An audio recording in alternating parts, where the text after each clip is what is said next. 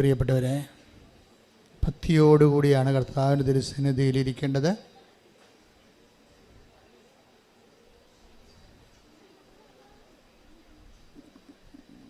ഭക്തിയിൽ ഒരു രക്തത്തിൻ്റെ കണ്ടൻ്റ് ഉണ്ട്. ശരിക്കും ഇക്ത എന്ന പ്രത്യയം സംസ്കൃതത്തിൽ ഒട്ടുന്നത് എന്നതിൻ്റെ അർത്ഥം. നമ്മുടെ രക്തത്തിലൊരു ഇക്തയുണ്ട്, ഭക്തിയിലൊരു ഇക്തയുണ്ട്. ഒട്ടാത്ത ഭക്തിയൊക്കെ അഭ്യാസങ്ങളാണ്. ഭക്തി എന്ന് വെച്ചാൽ പറഞ്ഞാൽ നിങ്ങൾ സ്നേഹത്തിൽ അവനോട് ഒട്ടി നിൽക്കണം. ദൈവത്തോട് ഒട്ടി നിൽക്കാൻ ഏറ്റവും നല്ലത്, ചേർന്ന് നിൽക്കാൻ ഏറ്റവും നല്ലത് ദൈവസ്നേഹമാണ്. പൗലോസപ്പോസ്തലൻ പറയും, നിങ്ങൾ സ്നേഹത്തിൽ ഒട്ടി നിൽക്കുവിൻ. ശ്രുതികട്ടെ ഹല്ലേലൂയ, ഹല്ലേലൂയ, ഹല്ലേലൂയ, ഹല്ലേലൂയ, ഹല്ലേലൂയ. യേശുവേ നന്ദി, ഹല്ലേലൂയ, ഹല്ലേലൂയ, ഹല്ലേലൂയ. യേശുവേ സ്തുതി, ഹല്ലേലൂയ, ഹല്ലേലൂയ. ഉടമ്പടി നിങ്ങളെ എല്ലാ മേഖലകളിലും, ഭക്തിയുടെ മേഖലകൾ, വിശ്വാസത്തിൻ്റെ മേഖലകൾ, ദൈവസ്നേഹത്തിൻ്റെ മേഖലകൾ, ഉപവിയുടെ മേഖലകൾ, കൂദാശകളുടെ മേഖലകൾ, സുവിശേഷ കൈമാറ്റത്തിൻ്റെ മേഖലകൾ, ഇങ്ങനെ എല്ലാ ആധ്യാത്മികതയുടെ എല്ലാ മേഖലകളിലും ഉടമ്പടി നിങ്ങളെ ഉണർത്തുകയും വളർത്തുകയും ചെയ്യാം.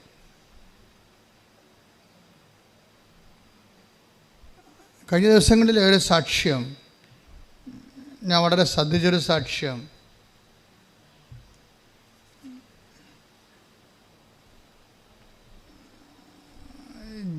ജോസ്മി ഇടുക്കി എന്നുള്ള സാക്ഷ്യമാണ്. ജോസ്മിയുടെ സാക്ഷ്യം അവസാനിക്കുന്നത്, ഉടമ്പടി ജീവിതത്തിൽ ഇനിയും എനിക്ക് വളരണം. ഒരു എഡ്യൂക്കേറ്റഡ് ലേഡിയാണ്. ഇപ്പോൾ എഡ്യൂക്കേറ്റഡ് ആയിട്ടുള്ള ആൾക്കാർ, നല്ല വിദ്യാഭ്യാസമുള്ള ആൾക്കാർ, അവർ ഉടമ്പടി എടുക്കുമ്പോൾ അവർക്കിതിൻ്റെ റാഷണൽ സൈഡ്, ഇതിൻ്റെ അകത്ത് ഉപയോഗിച്ചിരിക്കുന്ന ബിബ്ലിക്കൽ റാഷണാലിറ്റി ശരിക്കും മനസ്സിലാകും. കാര്യം ഇതിൻ്റെ അകത്ത് ഉപയോഗിച്ചിരിക്കുന്നത്, ഇപ്പോൾ നമുക്ക് ഉദാഹരണത്തിന് നമ്മുടെ ഉടമ്പടി നിലനിൽക്കുന്ന എന്തിലാണ്?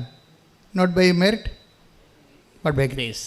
ലോകം മുഴുവനും അറിയാവുന്നതും എന്നോട് ആദ്യം വെളിപ്പെടുത്തിയ സൂത്രമാണിത്. സൂത്രമെന്ന് വെച്ച് കഴിഞ്ഞാൽ ഭാരതീയത്തിൽ സൂത്രമെന്നാണ് ടെക്നിക്ക്. ആധ്യാത്മികമായ എല്ലാ വിഷയങ്ങളെയും ഭാരതീയർ സൂത്രമെന്നാണ് വിളിക്കുന്നത്. വെച്ച് കഴിഞ്ഞാൽ നമ്മൾ പറയുന്നത് ഉപായമല്ല, മറിച്ച് സൂത്രമെന്ന് പറഞ്ഞാൽ അതിൻ്റെ ടെക്നിക്ക്, അതിൻ്റെ തന്ത്രവിദ്യ, അതിനാണ് സൂത്രം. അപ്പോൾ ഇതിൻ്റെ ഉടമ്പടിയിൽ ആദ്യം വന്ന തന്ത്രവിദ്യ രക്ഷാകരമായ അനുഭവത്തിൻ്റെ തന്ത്രവിദ്യയാണ്. അതെന്താണ്? Not by merit but by grace. അപ്പോൾ ഉടമ്പടി ജീവിതത്തെ കാണുന്നത്, ജീവിതത്തെ മുഴുവനായിട്ട്, ജീവിത സാഹചര്യങ്ങളെ കാണുന്നത് തന്നെ, നമ്മുടെ ജീവിതം നമ്മൾ എത്ര മെറിറ്റോറിയസ് ആയാലും നമ്മളുടെ ഏറ്റവും വലിയ കോൺഫിഡൻസിൻ്റെ അടിസ്ഥാനം നമ്മുടെ മെറിറ്റാണ്, അല്ലേ?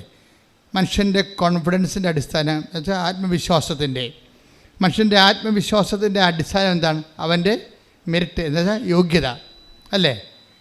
ഇപ്പോൾ വിദ്യാഭ്യാസമുണ്ട്, എക്സ്പീരിയൻസ് ഉണ്ട്, അപ്പോൾ ജോലി കിട്ടാനുള്ള യോഗ്യത, നമുക്ക് ആത്മവിശ്വാസമുണ്ട്, ഇല്ലേ? അപ്പം അതുപോലെ നമുക്ക് ആത്മവിശ്വാസം തരുന്ന കുറേ സംഭവമുണ്ട്. നമ്മൾ ഈ ആൾക്കാരൊക്കെ ബ്യൂട്ടി പാർലറൊക്കെ പോകണത് എന്തിനാണ്? കോൺഫിഡൻസിനാണ്. ചെരുപ്പിൻ്റെ പരസ്യം പോലും എന്താണ്? ഈ ചെരുപ്പിട്ടാൽ നിങ്ങൾക്ക് കോൺഫിഡൻസ് ഉണ്ടാകുമെന്ന് പറയുന്നവർ, അല്ലേ? ഈ കോൺഫിഡൻസ് ഒരു പ്രോബ്ലമാണ്. ആത്മവിശ്വാസത്തിന് സാധാരണ ആൾക്കാർ യൂസ് ആൻഡ് ത്രോ ആയിട്ടുള്ള സാധനങ്ങളാണ് ഉപയോഗിക്കുന്നത്. ബൈബിൾ ഉപയോഗിക്കുന്നത് യൂസ് ഉപയോഗിക്കുക, എറിഞ്ഞു കളയുക എന്നുള്ള സംഭവം, ഡിസ്പോസിബിളായിട്ടുള്ള സൂത്രങ്ങളാണ് സാധാരണ മനുഷ്യൻ. ഇപ്പോൾ ചെരുപ്പ് നമ്മൾ ഉപയോഗിച്ച കുറച്ച് നടന്ന് അങ്ങോട്ടേക്ക് നോക്കുമ്പോൾ നമുക്കൊരു ആത്മവിശ്വാസം തോന്നുമായിരിക്കും. മറ്റുള്ള മുമ്പിൽ അത്ര കുറഞ്ഞ പുള്ളിയല്ല ഞാനെന്നുള്ള, അതൊരു ആത്മവിശ്വാസം. അപ്പോഴേ ഒരു വ്യക്തിക്ക് സമൂഹത്തിൽ ഉണ്ടാകേണ്ട ഒരു നിലനിൽപ്പാണ് ഈ ആത്മവിശ്വാസം എന്ന് ഭൗതികമായി പറയണത്. പക്ഷേ ഇതിൻ്റെ പ്രോബ്ലം എന്ന് വെച്ചാൽ, ആ ചെരുപ്പിൻ്റെ വള്ളി കുറച്ച് പോയി കഴിഞ്ഞാൽ പൊട്ടിപ്പോകും. അപ്പോൾ ആത്മവിശ്വാസവും പൊട്ടിപ്പോകും, ഇല്ലേ? ആത്മവിശ്വാസം പൊട്ടി. അപ്പോൾ ബൈബിള് ഇങ്ങനെയുള്ള ടെമ്പറൽ തിങ്സ് ഉപയോഗിക്കത്തില്ല ആത്മവിശ്വാസത്തിന്. എന്നും നിലനിൽക്കുന്ന, ബൈബിൾ എപ്പോഴും പറയുമ്പോൾ നിലനിൽക്കുമോ ഇല്ലേ എന്നേ പറയത്തുള്ളൂ. ഒരു സാധനം ട്രൂ ആണോ അല്ലെങ്കിൽ ഫോൾസ് ആണോ ഫേക്ക് ആണോ എന്ന് ബൈബിൾ പറയണത് നിലനിൽക്കുമോ ഇല്ലേ എന്നുള്ള അടിസ്ഥാനത്തിലാണ് പറയണത്. നിലനിൽക്കാത്ത എല്ലാം ബൈബിൾ പറയും ഫോൾസ് ആണെന്ന് പറയും. അതുകൊണ്ട് നിലനിൽക്കാത്തതുമേ നിങ്ങൾ അറ്റാച്ച് ചെയ്യരുതെന്ന് പറയും. ഇപ്പോൾ ഈശോൻ്റെ അടുത്തൊരു അപ്പം കാണിക്കുക പറയും നോ, ഈ അപ്പം ട്രൂ അല്ലെന്ന് ഈശോ ഉടനെ പറയും. വെള്ളം കാണിച്ചാൽ പറയും ഈ വെള്ളം ട്രൂ അല്ല, സത്യമല്ലെന്ന് പറയും. എന്താ കാര്യം? ഈ വെള്ളം കുടിച്ചാൽ പിന്നെയും ദാഹിക്കും, അതാണ് പ്രശ്നം. ഈ അപ്പം കഴിച്ചാൽ പിന്നെ വിശക്കും. അപ്പോൾ ഈ ബൈബിളിൻ്റെ ഒരു രീതി വെച്ച് കഴിഞ്ഞാൽ ടെമ്പറൽ തിങ്സ് എടുത്തിട്ട് പറയും ഇതിനെ അറ്റാച്ച് ചെയ്യരുതെന്ന് പറയും. അറ്റാച്ച് എന്ന് വെച്ച് കഴിഞ്ഞാൽ നിങ്ങൾക്ക് അറ്റാച്ച് ജപ്തിയുടെ കാലഘട്ടത്തിലെ അറ്റാച്ച്മെൻറ്റ് നിങ്ങൾക്ക് മനസ്സിലാകാൻ പെട്ടെന്ന് അല്ലേ? എന്ന് വെച്ച് കഴിഞ്ഞാൽ നമ്മുടെ വസ്തു നമ്മുടെ എതിരാളിയുടെ വസ്തുവുമായിട്ട് അറ്റാച്ച് ചെയ്ത് കളയും, പിന്നെ വസ്തു വിൽക്കാൻ പറ്റത്തില്ല. ഇതുപോലെ നിങ്ങൾ ഈ സ്മോൾ തിങ്സുമായിട്ട് ലിറ്റിൽ തിങ്സുമായിട്ട് നിങ്ങൾ അറ്റാച്ച് ചെയ്യരുത് എന്ന് പറയും.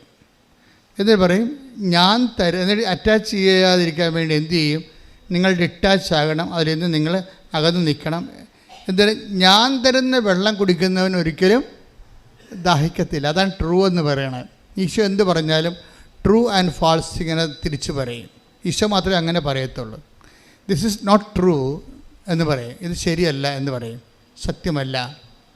ലോകത്തിലുള്ള എല്ലാ വിഷയത്തെക്കുറിച്ചും ഈശോ സത്യമല്ല എന്ന് പറയും. എന്താ സാധനം? കടന്നു പോകുന്നതെന്നാണ്. അത് കടന്നു പോകുന്നത് കൊണ്ടാണ്. ഇനി കടന്നു പോകാത്ത നിലനിൽക്കുന്നതിനാണ് ഈശോ സത്യമെന്ന് പറയുന്നത്. അപ്പം നിലനിൽക്കുന്ന ഉടമ്പടിയിലുള്ളൊരു പ്രശ്നം എന്ന് പറയുന്നത് ഈ മെറിറ്റിൽ വർക്ക് ചെയ്യുന്ന എല്ലാം കടന്നു പോകും. നമ്മുടെ മെറിറ്റില്ലേ, മെറിറ്റിൽ നമ്മുടെ യോഗ്യത, നമ്മളെക്കാൾ കേമന്മാർ വരുമ്പോൾ നമ്മുടെ പ്രൊമോഷൻ അതിനാൽ വഴിയാധാരമാകും. അതാണ് പ്രശ്നം. അപ്പം നമ്മുടെ യോഗ്യതയെ അടിസ്ഥാനപ്പെടുത്തി, ഞാനിപ്പോൾ എൻ്റെ കൂടെയുള്ള ഈ നമ്മുടെ ക്ലിൻ്റൺ അച്ചോടൊക്കെ പണ്ട് പറയുമായിരുന്നു, എത്രയും വേഗം നീ പഠിക്കണം, നിൻ്റെ ജൂനിയേഴ്സ് വരുന്നുണ്ട്, നിന്നെ അടിച്ച് കമത്തി അവർ കടന്നു പോകും, നിനക്ക് പഠിക്കാൻ കഴിവുണ്ട്. ഇയാൾ ഇൻ്റലിജൻ്റാണ്, അതായത് ഞാൻ നിനക്ക് പഠിക്കാൻ കഴിവുണ്ട്. ജോമോളോടും പറയും പഠിക്കാൻ കഴിവുണ്ട്, സമയം കളയരുത്, പഠിക്കണമെന്ന് പറയും.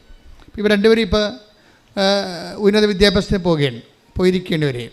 ഇപ്പോൾ എന്താ പ്രശ്നം വെച്ച് കഴിഞ്ഞാൽ അതൊരു ടൈമാണ്. വിദ്യാഭ്യാസത്തിൻ്റെ ഒരു ടൈമുണ്ട്, യുദ്ധത്തിനൊരു ടൈമുണ്ട്, വീട് പണിയാനൊരു സമയമുണ്ട്, ഇതെല്ലാത്തിനും ഒരു ടൈമുണ്ട്. യുദ്ധത്തിന് പോയി അപ്പം അത് അത് ബൈബിളിൻ്റെ നിലപാടുകളാണത്. അത് ഒരു ടൈമാണെങ്കിൽ നിങ്ങൾക്ക് നിങ്ങളുടെ മനസ്സിൽ ദൈവം പറയും ദിസ് ഈസ് ദ ടൈം എന്ന് പറയും. അത് നിങ്ങളുടെ മനസ്സിൽ പറയും. പരിശുദ്ധാത്മാവിൻ്റെ മനസ്സിൽ നീ അത് ഇൻവെസ്റ്റ് ചെയ്യേണ്ട ടൈം ഇതാണെങ്കിൽ, നിനക്ക് പരിശുദ്ധാത്മാവായിട്ട് കണക്ഷൻ ഉണ്ടെന്നുണ്ടെങ്കിൽ നിനക്ക് ഈ ടൈമിൽ ആ ടൈമിൽ തരും നിന്നോടത് ചെയ്യാൻ പറയും. പക്ഷെ അത് അവിടെ മെറിറ്റ് ഇല്ലെങ്കിലും പിന്നെ എന്ത് ചെയ്യും? ഗ്രേസിൽ വർക്കൗട്ട് ചെയ്യും. ഗ്രേസ് ആണ് ബൈബിൾ ലക്ഷ്യം വെക്കുന്ന ഒരു സംഭവം.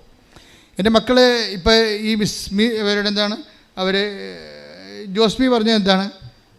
ഉടമ്പടി ജീവിതത്തിൽ ഇനിയും എനിക്ക് വളരണം. അപ്പോൾ അവർക്ക് മനസ്സിലായി ഉടമ്പടിയിൽ നമ്മൾ പറയുന്ന ആൾക്കാർ പറയുന്ന സാക്ഷ്യങ്ങളല്ല, അതിൻ്റെ അപ്പുറത്ത് ഉടമ്പടിയിൽ ഡിഗ് ചെയ്യാൻ ഒത്തിരി സാധ്യതകളുള്ള ഒരു സന്നിധാനമാണെന്ന് അവർ എഡ്യൂക്കേറ്റഡ് ആയത് കാരണം അവർക്ക് മനസ്സിലാകുന്നുണ്ട്. അതാണ് ഉടമ്പടി ജീവിതത്തിൽ എന്നാണ് പറയുന്നത്.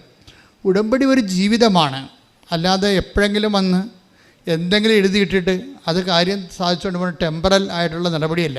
നിങ്ങളെപ്പോഴും വരുമ്പോൾ ഈ ടെമ്പറലായിട്ട് എന്തെങ്കിലും ഒരു കാര്യം സാധിച്ച് പോകാൻ വേണ്ടിയുള്ള ഒരു minimum programme for the short time കോഴ്സായിട്ട് വരികയാണെങ്കിൽ ഉടമ്പടിയിൽ അത് നടക്കും. പക്ഷെ ദൈവം ഉടമ്പടിയുടെ അതായത് അൾട്ടിമേറ്റ് ഇതിൻ്റെ ഉടമ്പടിയുടെ ആത്യന്തികമായ നിയോഗമെന്ന് പറയണത് പ്രസൻസ് ഓഫ് ഗോഡും അത് എത്തിക്കണം നിത്യതയുമാണ്. പ്രസൻസ് ഓഫ് ഗോഡ് എന്ന് പറയുമ്പോൾ ഞങ്ങൾ കാത്തലിക് ചർച്ചിൽ ജ്ഞാനസ്ഥാനം സ്വീകരിക്കുമ്പോൾ പറയും it's an advance to the eternal life എന്ന് പറയും. എന്ന് വെച്ച് കഴിഞ്ഞാൽ നിനക്ക് നിത്യജീവൻ കിട്ടാൻ യേശുക്രിസ്തുവിൻ്റെ വീണ്ടെടുപ്പിൽ നിനക്ക് ഓഹരിയായിരിക്കുന്നു. പക്ഷേ ഇതിനുള്ള advance you have to pay more. 100 രൂപയുടെ വസ്തുവിന് നീ 10 രൂപ കൊടുത്തിട്ടുണ്ട്, ഇനി 90 രൂപ നീ അധ്വാനിച്ചുണ്ടാക്കി കൊടുക്കണം നിത്യതയ്ക്ക്. അതാണ് എൻ്റെ വിഷയം, അതാണ് അഡ്വാൻസ് എന്ന് പറയുന്ന കാര്യം. അപ്പോൾ ഉടമ്പടി വെക്കുമ്പോൾ നിനക്ക് ഒരു അനുഗ്രഹം ദൈവം തന്നെന്ന് വിചാരിച്ചോ, ജോലി കിട്ടി, വീട് കിട്ടിയെന്ന് പറയുമ്പോൾ ഒരു അഡ്വാൻസ് നിനക്ക് തരികയാണ് ദൈവം. ദൈവം അതല്ല ഉദ്ദേശിക്കുന്നത്. അത് നിത്യതയുടെ അഡ്വാൻസായിട്ട് നമുക്ക് കിട്ടണത് ദൈവാനുഭവത്തിലുള്ള ഒരു അനുഭവമാണ് നമുക്ക് തരണം ആദ്യം. അപ്പോൾ നിങ്ങളൊരു സാക്ഷ്യം പറയാൻ വരുമ്പോൾ എൻ്റെ രോഗം മാറി എന്ന് പറയുമ്പോൾ എനിക്ക് നിത്യതയ്ക്ക് അഡ്വാൻസ് കിട്ടിയെന്നാണ് പറയേണ്ടത്. You got the point. പിടിയ ദാറ്റ് മീൻസ് ദൈവം ഓൺലൈനിലായി, എൻ്റെ ലൈനിലായി. അപ്പോൾ ഇനി എനിക്ക് ദൈവത്തിൻ്റെ കൂടെ പ്രസൻസായി. ഇനി നിങ്ങൾക്ക് ഒരു ഉടമ്പടിയിൽ എന്ന് പറയുമ്പോൾ അതിൻ്റെ പാക്കേജ് സിസ്റ്റത്തിലെ ഏറ്റവും പ്രധാനപ്പെട്ടത് പ്രസൻസാണ്. I will come with you wherever you go. അത് ആദ്യം മുതലേ ഉള്ളതാണ്.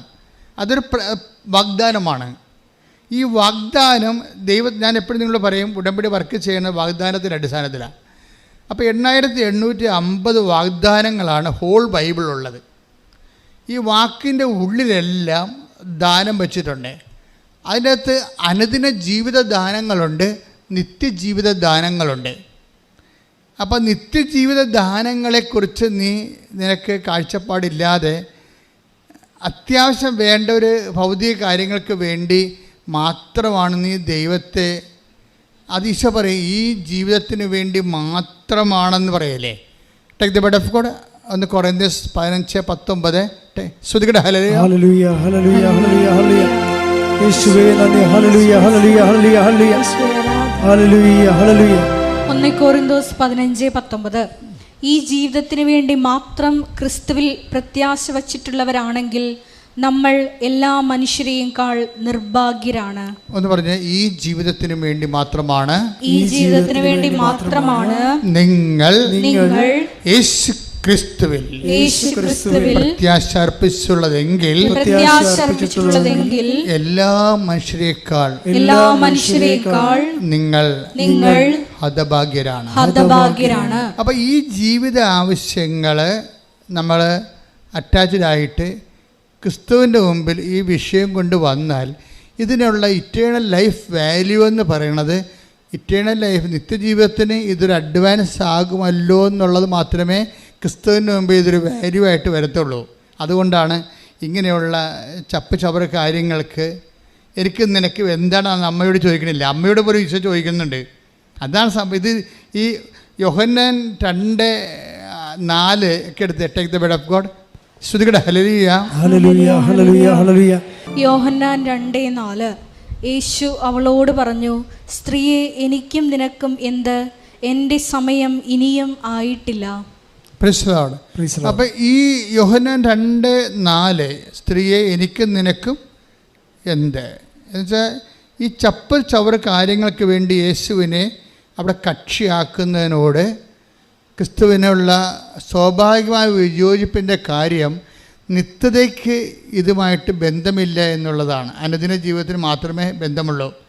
അതിൻ്റെ കാരണം ഈ 1 കൊരിന്തോസ് 15:19 എന്താണ് എന്ന് പറഞ്ഞ് ഈ ജീവിതത്തിന് വേണ്ടി മാത്രമാണ്, ഈ ജീവിതത്തിന് വേണ്ടി മാത്രമാണ് നിങ്ങൾ യേശു ക്രിസ്തുവിനെ പ്രത്യാശ അർപ്പിച്ചെങ്കിൽ എല്ലാ മനുഷ്യരെക്കാളും നിങ്ങൾ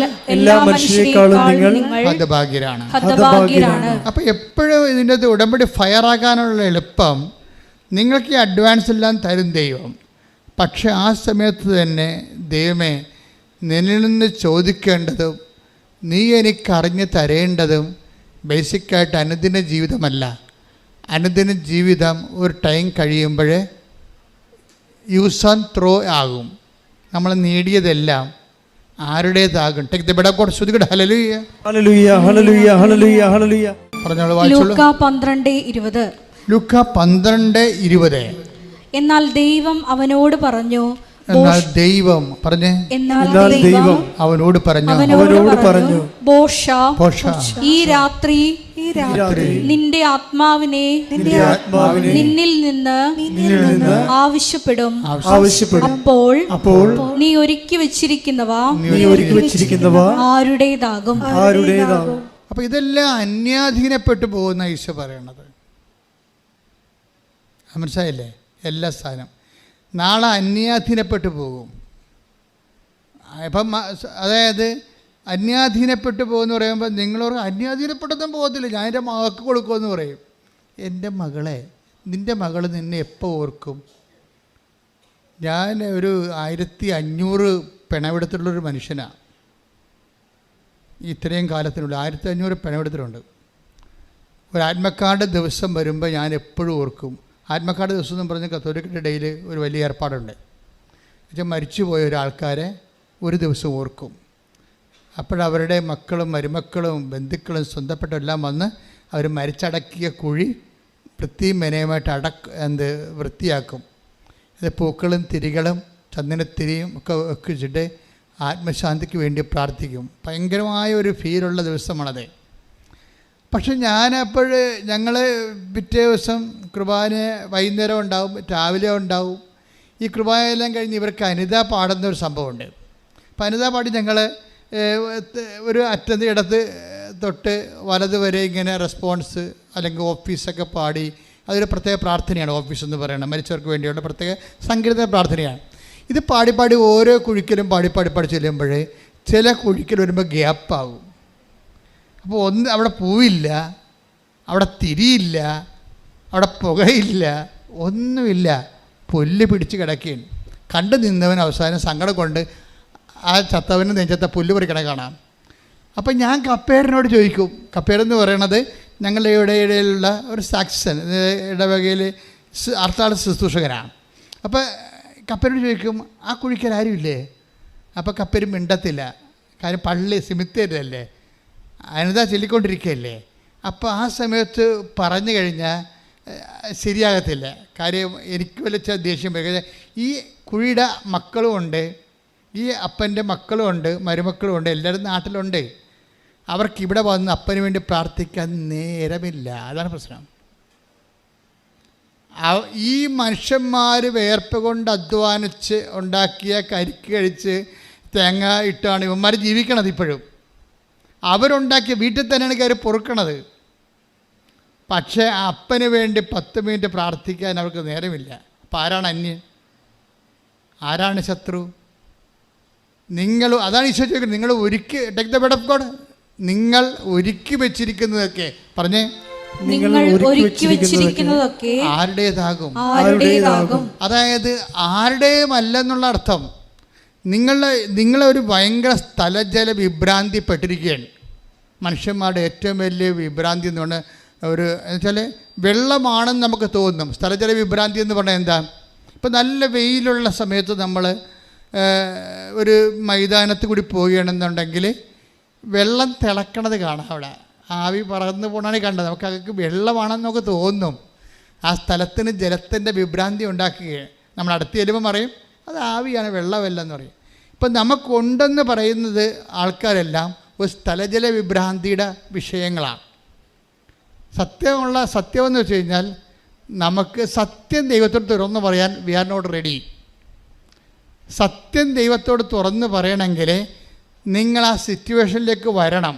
യോഹന്നാൻ 5:7 take the bed of God. ചോദിക്കട്ടെ, ഹല്ലേലൂയ ഹല്ലേലൂയ ഹല്ലേലൂയ ഹല്ലേലൂയ ഹല്ലേലൂയ യേശുവേ നന്ദി, ഹല്ലേലൂയ ഹല്ലേലൂയ ഹല്ലേലൂയ ഹല്ലേലൂയ ഹല്ലേലൂയ ഹല്ലേലൂയ.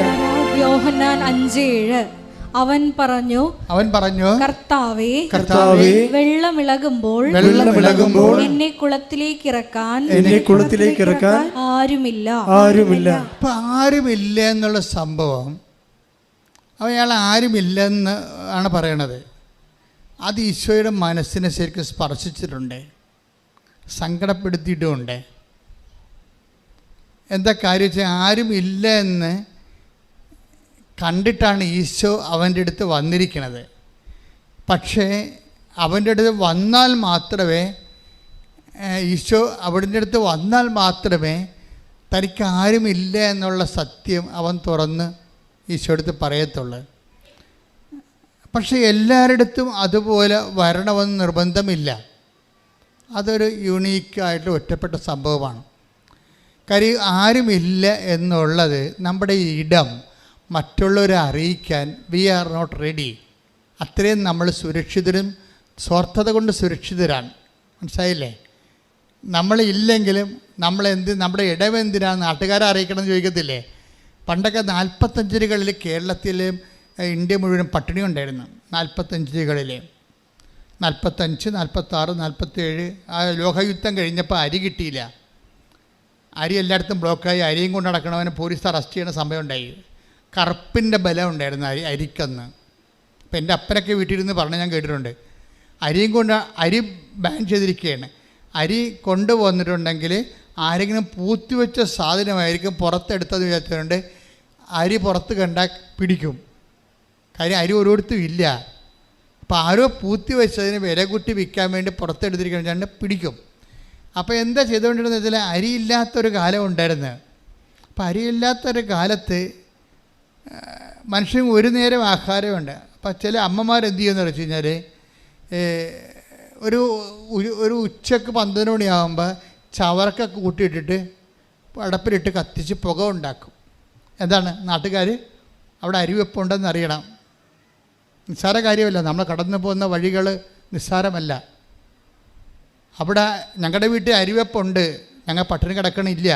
ഇതാണ് നമ്മുടെ ഇടമെന്ന് പറയും. അപ്പം നമ്മുടെ ഇടം മറ്റുള്ളവരെ അറിയിക്കാതിരിക്കാൻ വേണ്ടിയാണ് ചവറ് കൂട്ടി കുപ്പ ഇട്ടിട്ട് ഈ നാട്ടുകാരെ പുക കാണിക്കണത്. അപ്പം നമ്മൾ കടന്നു പോകുന്നത്, നിങ്ങൾ പൈസയൊക്കെ ഉപയോഗിക്കുമ്പോൾ അപ്പന്മാർ കടന്നു പോകുന്ന വഴികൾ നമ്മൾ ഓർക്കണം. പൈസ ദൂർത്തടിക്കുമ്പോഴേ നമ്മൾ കടന്നു പോകുന്ന വഴികൾ ഓർക്കണം.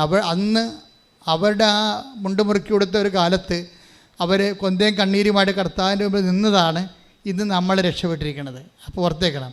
പിന്നെ നമ്മൾ ചിലർ രക്ഷപ്പെടാത്തതിൻ്റെ കാരണം നമ്മൾ ആളാകാൻ വേണ്ടി നാട്ടുകാരിൽ നിന്ന് എല്ലാം നടന്ന് കടം മേടിച്ച് പരസ്യപ്രാന്തന്മാരായി മാറിയത് കൊണ്ടാണ്. ആവശ്യമില്ലാത്ത സ്ഥലത്ത് നിന്നൊക്കെ നമ്മൾ കടം മേടിക്കും. ഇപ്പോൾ ഒരു ചില വീടുകളെ കുഴപ്പമില്ല. ചില വീടുകളെ കുർബാനയ്ക്കുള്ള കഴിയുമ്പോൾ അവർ പാപ്പരാകും. കുർബാനയ്ക്കുള്ള കഴിയുമ്പോൾ പാപ്പരാകും. അത് പണ്ട് മുതലേ ഉള്ള ഒരു പരിപാടിയാണ്. കുർബാനയ്ക്കുള്ള എന്ന് വെച്ച് ആവശ്യമുള്ളവരെ ഇല്ലാത്തവരെ ഇപ്പോൾ പണ്ട് കുർബാനയ്ക്കുള്ള വേണ്ടി പരിഞ്ഞപ്പൻ തലയോട്ടമ്മ ഓക്കെ ക്ലിയർ. അല്ലെങ്കിൽ അവിടെ ഭാര്യയുടെ ആങ്ങളെ മക്കളും ഒക്കെ ഒരു 10 പേര് ഒക്കെ ഉണ്ടാകത്തുള്ളൂ. ഇപ്പം എങ്ങനെ വന്നിരിക്കുന്നത്? ഇപ്പോൾ വോട്ടേഴ്സ് ലിസ്റ്റ് നോക്കിയല്ലേ വിളിക്കണത്. ഇത് എവിടെ ചെന്ന് അവസാനിക്കാനാണ്? അത്രയും ആൾക്കാരെ വിളിക്കും. അത്രയും ആൾക്കാരെ വിളിച്ച് വരുമ്പോൾ ഇതെല്ലാം എങ്ങനെയായാലും ഒരു 2-1.5 ലക്ഷം രൂപ കടമാകും. അപ്പോൾ എന്ത് ചെയ്യും? പാവപ്പെട്ടവൻ നടന്ന് കടം മേടിച്ച് പലിശ കയറി മുടിയും. അപ്പം നമ്മുടെ ഇടം നാട്ടുകാരെന്ത് വിചാരിക്കും? നിങ്ങൾ ഉടമ്പടി എടുത്താലും ഈ നാട്ടുകാരെന്ത് വിചാരിക്കും എന്ന് വിചാരിച്ച് നമ്മളുടെ ദൈവം അർഹിക്കാത്ത വിഷയത്തിൽ നമ്മൾ ഓവർ പ്രാധാന്യം കൊടുത്താൽ തീർച്ചയായിട്ടും നമ്മളെ നയിക്കണത് ഈശോ ചോദിക്കുന്നൊരു വാക്കുണ്ട്, വാട്ട് സ്പിരിറ്റ് ലീഡ്സ് യു. എന്തരൂപിയാണ് നിങ്ങളെ നയിക്കണത്? അത് ലോകാരൂപി എന്ന് പറയും. ഉടമ്പടി ഈ എൻ്റെ ജീവിതമാണെന്ന് പറയുമ്പോൾ ദൈവാരൂപിയാൽ നമ്മൾ നയിക്കപ്പെടുന്നവരെ ലോകാരൂപിയാൽ നമ്മളെ ലോകത്താന്മാരാക്കുന്ന ലോകാരൂപിയിൽ ടേക്ക് ദ വേർഡ് ഓഫ് 9:55 ലൂക്ക ശ്രുതികട ഹല്ലേലൂയ ഹല്ലേലൂയ ഹല്ലേലൂയ ഹല്ലേലൂയ യേശുവേ നന്ദി യേശുവേ സ്തുതി ഹല്ലേലൂയ ഹല്ലേലൂയ ഹല്ലേലൂയ ഹല്ലേലൂയ ഹല്ലേലൂയ ലൂക്ക 9:54. ഇത് കണ്ടപ്പോൾ ശിഷ്യന്മാരായ യാക്കോബും യോഹന്നാനും പറഞ്ഞു, കർത്താവേ, സ്വർഗത്തിൽ നിന്ന് അഗ്നി ഇറങ്ങി ഇവരെ നശിപ്പിക്കട്ടെ എന്ന് ഞങ്ങൾ പറയട്ടെയോ? അവൻ തിരിഞ്ഞ് അവരെ ശാസിച്ചു. അപ്പോൾ ഇതിൻ്റെ ടിപ്പണി കിടപ്പുന്നുണ്ട്, വാട്ട് സ്പിരിറ്റ് ലീഡ്സ് യു. എന്തരൂപിയാണ് നിങ്ങളെ നയിക്കുന്നത്? എന്തരൂപിയാണ് നിങ്ങളെ നയിക്കണമെന്ന് നമുക്കറിയാമല്ലോ. അവരെ നയിച്ചത് എന്തരൂപിയാണ്? സ്വർഗത്തിൽ നിന്ന് അഗ്നി ഇറങ്ങി അവരുടെ വഴി തടസ്സം ഉണ്ടാക്കിയ യാക്കോബിൻ്റെയും യോഹന്നാൻ്റെയും ജീവിതത്തിലെ ഈ ദൗത്യത്തിൽ വഴി തടസ്സം ഉണ്ടാക്കിയവരെ സ്വർഗത്തിൽ നിന്ന് അഗ്നി ഇറങ്ങി നശിപ്പിക്കാനാവുമെന്നാണ് അവർ പറയണത്. അപ്പോൾ അവർ അപ്പോസ്തലന്മാരാണെങ്കിലും അപ്പോസ്തല വേഷക്കാരുണ്ടാവുകയെ ഈ വേഷം കറക്റ്റ് അപ്പോസ്തലനെ ആക്കാൻ വേണ്ടി കർത്താവ് ഒത്തിരിയേറെ ഫോർമേഷൻ കൊടുത്തിട്ടുണ്ട് അവർക്ക്. ശത്രുവിനൊക്കെ ക്രിയേറ്റ് ചെയ്തതാണ്. ഇവന്മാർ പോയാൽ പ്രശ്നം ഉണ്ടാക്കുമെന്ന് ഈശോയ്ക്ക് അറിയാം. ഈശോയ്ക്ക് വഴി സന്ധ്യയായപ്പോൾ ജെറുസലേമിലേക്ക് പോകണ ഈശോനെ സമറിയായി കൂടി പോയിട്ട് സമറിയയിൽ എവിടെയെങ്കിലും താമസിക്കാൻ വേണ്ടി ഈ അപ്പോസ്തലന്മാർക്ക് ഈശോയ്ക്കൊരു വീട് കാണാൻ വേണ്ടി ഇവരെ പറഞ്ഞു വിട്ടതാണ്. സമറിയയിൽ വീടുമില്ല, കണ്ടാൽ ഇവന്മാരുടെ കൈയും കാലും അവർ വെട്ടുമെന്നും ഇവന്മാരെ തനി നിറം പുറത്തെടുക്കുമെന്നും കർത്താവിനറിയാം.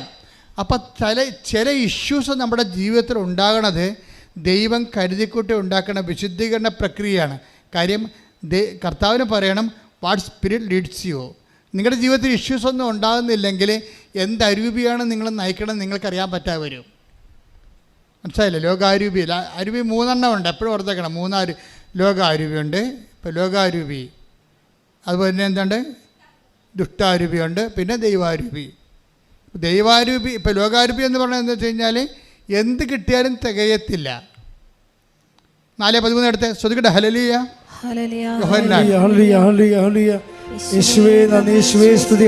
യോഹന്നാൻ 4:13.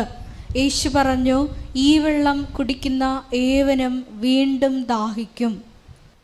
അതാ പ്രശ്നം. അതായത് ഇത് ആരോടാണ് ഈശോ പറഞ്ഞെന്നറിയാമോ? ഒരു സ്ത്രീക്ക് 5 ഭർത്താക്കന്മാരുണ്ടായിരുന്നു. അപ്പോൾ എന്നിട്ട് പറഞ്ഞ് ഇപ്പോഴും 5 ഭർത്താക്കന്മാരുണ്ടെങ്കിൽ ഇപ്പോഴുള്ള ആൾ നിൻ്റെ ഭർത്താവല്ല. എന്നിട്ട് പറയും, ഇനിയും നീ ഭർത്താക്കന്മാരെ സൂക്ഷിക്കാൻ ഉദ്ദേശിക്കുന്നുണ്ടെങ്കിൽ നിനക്ക് മരണം വരെ ദാഹം ഉണ്ടാകും. അതാണ് ഈ വെള്ളം കുടിക്കണവൻ ഇനിയും ദാഹിക്കും. ശരീരത്തെ ശമിപ്പിക്കാൻ വേണ്ടിയുള്ള എല്ലാ പരിപാടിയും, ജഡികമായ തൃപ്തിക്ക് വേണ്ടി ഉപയോഗിക്കുന്ന എല്ലാം നമുക്ക് പിന്നെയും ദാഹം ഉണ്ടാകും. അത് ഭർത്താവിൻ്റെ കാര്യം മാത്രമല്ലേ, ജഡികമായ എല്ലാം. ഇപ്പം നമ്മൾ ലോകാരൂപിയിലാണ്. ഇപ്പം നിങ്ങൾക്ക് ഒരു ജോലി വേണം എന്ന് പറയുമ്പോൾ നിങ്ങൾ ഉടനെ എന്താണ് ചിന്തിക്കണത്? ജോലി വേണം എന്ന് ദൈവത്തിൻ്റെ സന്നിധിയിലൊരു നിയോഗം വെച്ചിരിക്കണം വിചാരിച്ചോ? അപ്പം നോർമലായിട്ട് ജോലി വേണം, അതിനകത്ത് തെറ്റെന്താ? പക്ഷെ ഫോർ വാട്ട്? അതിന് ഉത്തരം പറയേണ്ടി വരും. ദൈവത്തിൻ്റെ സന്നിധിയിൽ ഒരു സംഭവം വെക്കുമ്പോൾ ഫോർ വാട്ട് എന്ന് ചോദിക്കും, എന്തിനു വേണ്ടിയാണെന്ന് ചോദിക്കും. അപ്പം നിങ്ങൾ ജെന്യുവിൻ ആൻസർ പറയണം. എന്താ ജെന്യുവിൻ ആൻസർ എന്ന് പറയണത്? എൻ്റെ പ്രായമായ അപ്പനും അമ്മയും എന്നെ വളർത്തി ഇത്രയും കഷ്ടപ്പെട്ട് അവർ മരിക്കണമെങ്കിലും ഒരു അടച്ചുറപ്പുള്ള വീട്ടിൽ താമസിക്കണം. എൻ്റെ പെങ്ങൾക്ക് കല്യാണം വരാൻ പോവുകയാണ്. അപ്പോൾ ഒരു മര്യാദക്കൊരു ഓർഡർ, ഒരു നല്ല ജീവിത പങ്കാളി കിട്ടണമെങ്കിൽ ഒരു വീട് വേണം. ഇതൊക്കെ എല്ലാം ജെന്യുവിനാണ്. ഇതെല്ലാം ജെന്യുവിനാണ്. പക്ഷേ നിങ്ങൾ വീട് വെക്കണതിൻ്റെ ഉദ്ദേശം, നിങ്ങളുടെ രഹസ്യ അജണ്ട എന്താണെന്ന് നിങ്ങൾ നോക്കണം. എന്ന് വെച്ചാൽ മറ്റുള്ളവരെക്കാൾ കേമമായൊരു വീടായിരിക്കണം. എൻ്റെ വീടാണെന്നും പറഞ്ഞ് വേറെ ആൾക്കാരുടെ വീട്ടിൽ പോയി എൻ്റെ ബന്ധുക്കൾ എന്നോട് ഞങ്ങൾ വിചാരിച്ച അതാണ് നിൻ്റെ വീടെന്ന്. നമുക്ക് അത്രയും പാങ്ങും കെട്ടി വെച്ചൊന്നും ഇല്ലേ, നമ്മൾ പാവപ്പെട്ട അട്ടപ്പടി എന്ന് പറഞ്ഞിട്ട് ഒരു ഡയലോഗും ഫിറ്റ് ചെയ്യും. പക്ഷേ ഉള്ളിൽ അപ്പോഴും ഉണ്ടാകും എന്താണ്, അവളൊക്കിട്ടൊരു പണി കൊടുക്കണം, ഞങ്ങളുടെ പൊളിച്ചിയും പൂക്കും, ഏത് പട്ടിക്കും ഒരു ദിവസം വരട്ടെ. അപ്പം അതാണ് മനസ്സിലായത്. അത് രഹസ്യ അജണ്ട എന്ന് പറഞ്ഞാൽ അതാണ്. അത് ലോകാരൂപിയാണ്, പീഡിയാണ്.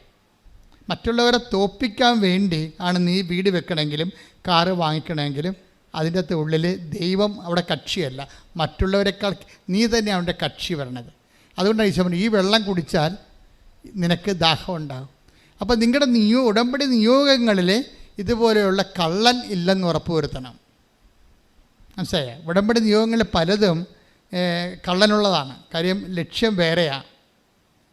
ലക്ഷ്യം അപ്പം നിങ്ങൾ ജെന്യുവിൻ, അത് എപ്പോഴും പ്രശ്നത്തിൽ ഇപ്പം നിങ്ങൾ 6 നിയോഗങ്ങളിട്ട് അതിൽ ഒരെണ്ണം കള്ളനാണെങ്കിൽ എല്ലാം കള്ളനായിട്ടേ കണക്കാകത്തുള്ളൂ. കാര്യം നിങ്ങൾ കള്ളിയായത് കൊണ്ടാണ് അങ്ങനെ ഇട്ടിരിക്കുന്നത്.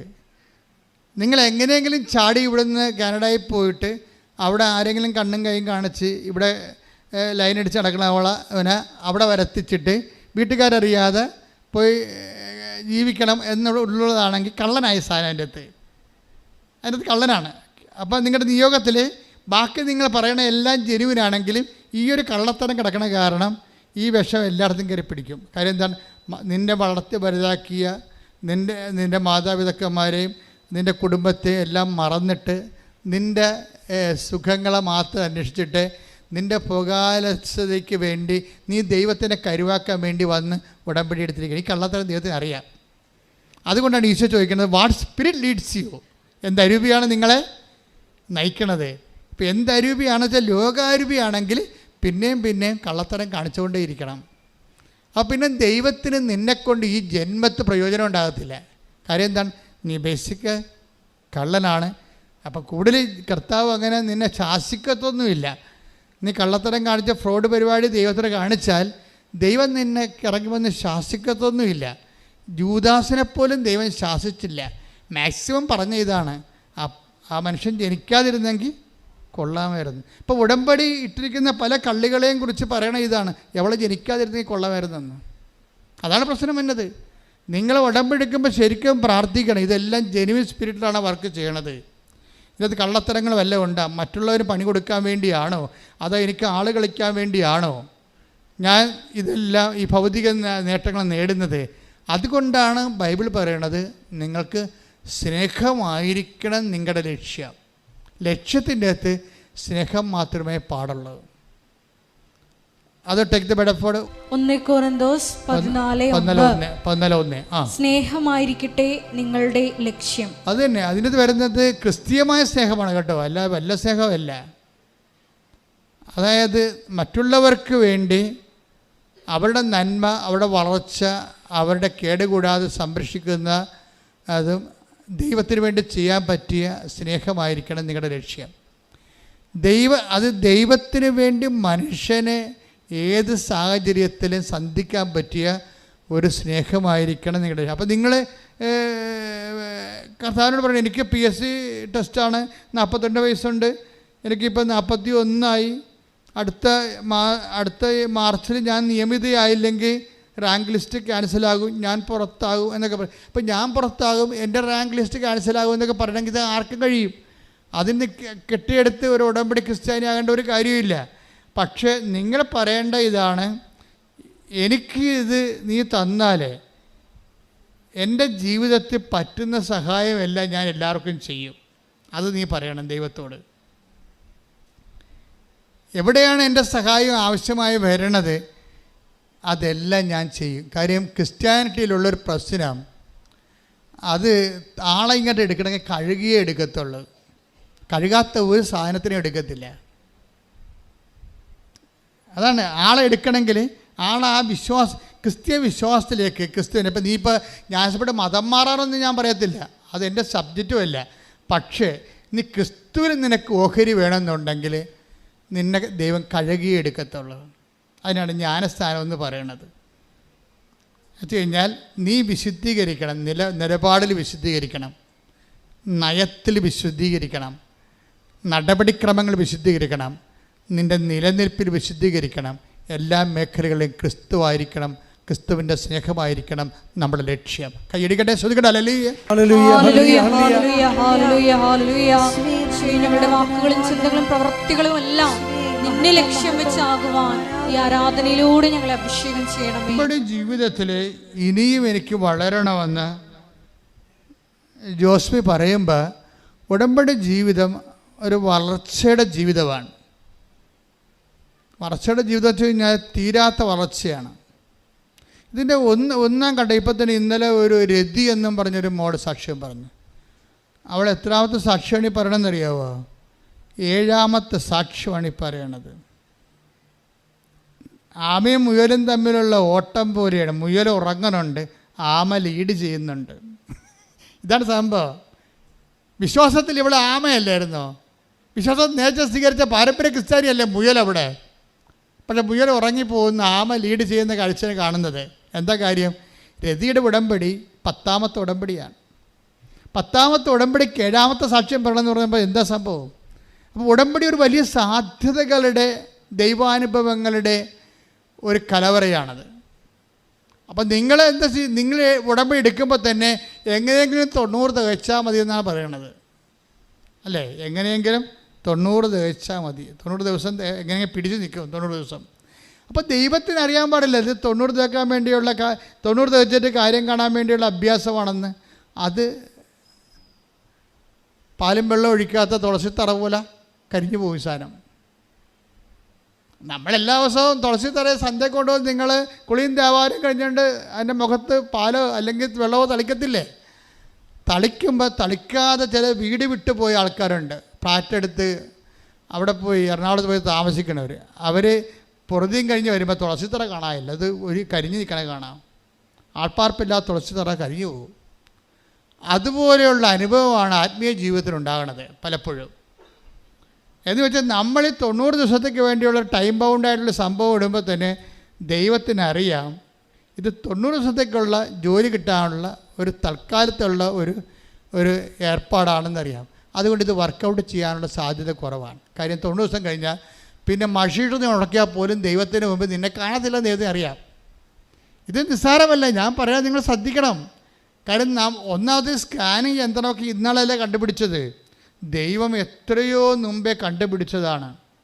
അദ്ധായികൾ ചോദിച്ചു, റബ്ബി നീ എന്നെ എങ്ങനെ അറിഞ്ഞു എന്ന് ചോദിച്ചപ്പോൾ പറഞ്ഞു, നീ അത്തിവൃക്ഷത്തിൻ്റെ ചുവട്ടിലായിരുന്നപ്പോൾ ഞാൻ നിന്നെ കണ്ടു.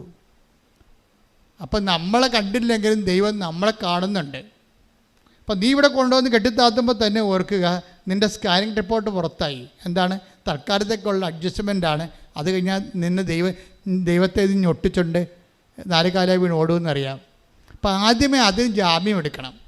ഉടമ്പടി വർക്കൗട്ട് ചെയ്യാം. കർത്താവേ, ഉടമ്പടി ഒരു ജീവിതമാണെന്ന് എനിക്കറിയാം. പറഞ്ഞേ, കർത്താവേ ഉടമ്പടി ഒരു ജീവിതമാണെന്ന് എനിക്കറിയാം. ഉടമ്പടിയുടെ കാര്യങ്ങള് ദൈവസ്നേഹത്തിന്റെ സുവിശേഷ സാക്ഷ്യ ജീവിതമാണ്. അതിന്റെ അന്ത്യം കാണാൻ എനിക്ക് അർഹത നൽകണമേ. എന്റെ ഉടമ്പടി ജീവിതത്തിൽ നീ വളർത്തണമേ. ഉടമ്പടി ജീവിതത്തിലെ നീ വളർത്തണമേ.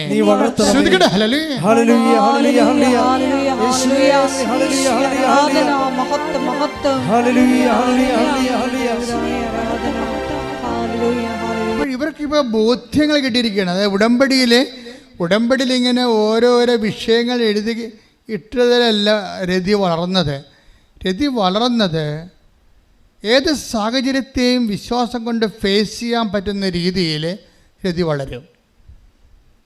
ഇന്നലെ തന്നെ 6 സാക്ഷ്യങ്ങളെ പറ്റി പറഞ്ഞിട്ടുണ്ട്.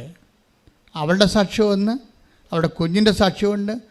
കുഞ്ഞും അമ്മയും പ്രഗ്നൻ്റ് ആയിരുന്നു. ഇവിടെ വരുമ്പോൾ കഴിഞ്ഞ 5-6 മാസം മുമ്പ് വന്നായിരുന്നു കക്ഷി. അപ്പോൾ പ്രഗ്നൻ്റ് ആയിരുന്നു.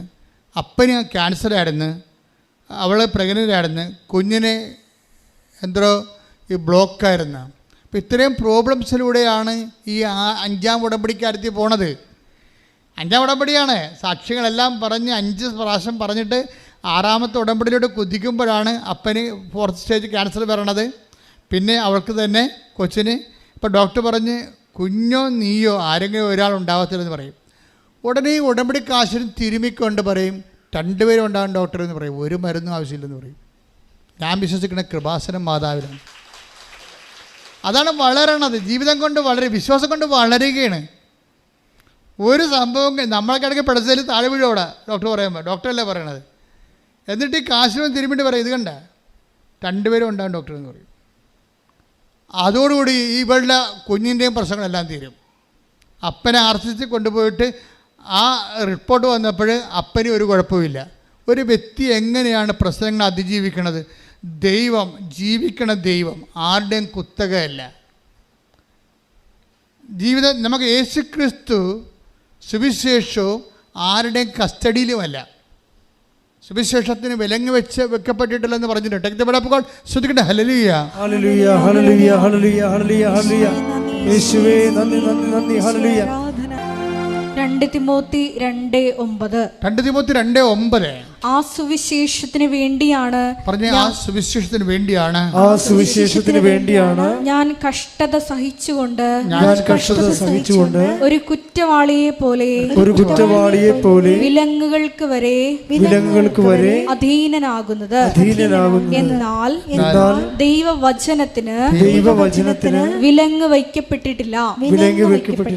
അപ്പോൾ ദൈവവചനം ആരുടെയും കസ്റ്റഡിയിലല്ല. ശരിക്കും പറഞ്ഞാൽ അതിൻ്റെ വ്യാഖ്യാനം സ്വാഭാവികമായിട്ട് സഭയുടെ കസ്റ്റഡിയിലാണ്. പക്ഷേ ദൈവവചനത്തിൻ്റെ പ്രവർത്തനങ്ങൾ അത് ആരിലും പ്രവർത്തിക്കും.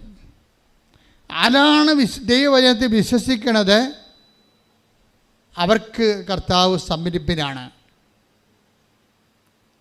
അതുകൊണ്ടാണ് വിശ്വാസത്തിൽ നമ്മളെ വളർത്താൻ ഉടമ്പടിയിൽ എല്ലാ ദിവസവും വചനം വായിക്കാൻ പറയും. എന്താ കാര്യം?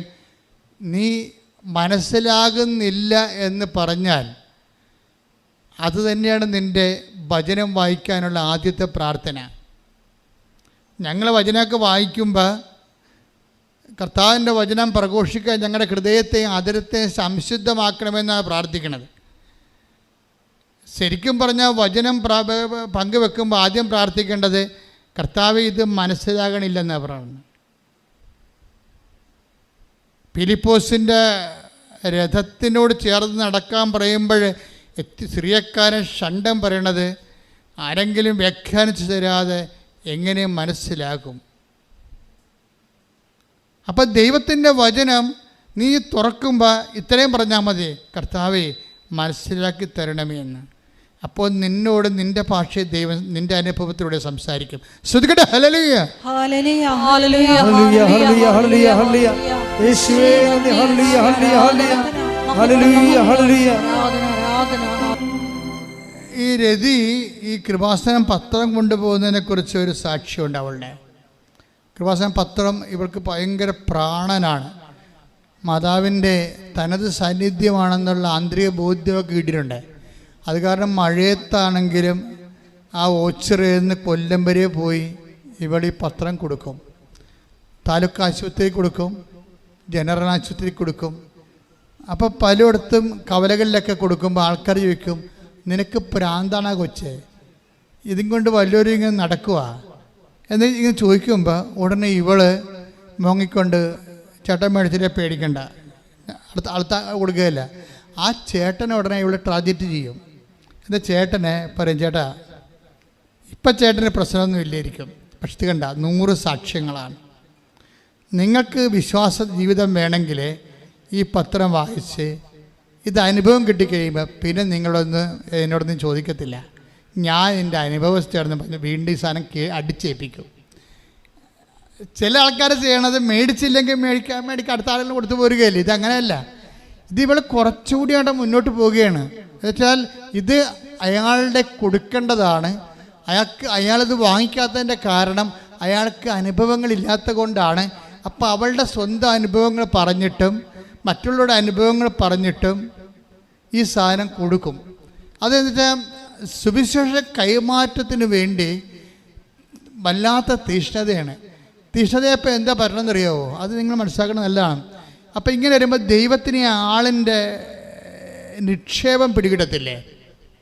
നമുക്ക് നല്ല നിക്ഷേപം ഉണ്ടെങ്കിൽ ബാങ്കുകാർ നമ്മൾ ചെല്ലുമ്പോൾ എഴുന്നേറ്റ് നിന്ന് നമ്മൾ ചായ പരത്തി തരുമല്ല. നമ്മൾ ലോണിന് ചെന്നാൽ അവർ മാനേജറിന് അവിടുന്ന് ബാത്റൂമിൽ പോയിരുന്ന് അകത്ത് കിടിപ്പിട്ടുകൊണ്ട് അവിടെ ഇരിക്കും. ആ വ്യത്യാസം അതാണ്, റേഷൻ്റെ വ്യത്യാസമാണ്. നമുക്ക് നല്ല നിക്ഷേപം ബാങ്കിലുണ്ടെങ്കിൽ നമ്മൾ ചെല്ലുമ്പോൾ തന്നെ മാനേജർ കസേര വരച്ചിട്ട് തരും, ചായ പരത്തി തരും. നമുക്ക് നിക്ഷേപം ഇല്ലെങ്കിൽ അയാൾ ആ കസേരന്ന് അപ്പം തന്നെ ഓടി പാത്ത് കളയും. എന്താ, നമ്മൾ ലോൺ എടുക്കാൻ വരികയാണെന്ന് അറിയാൻ പറ്റും. ഇതാണ് സംഭവം.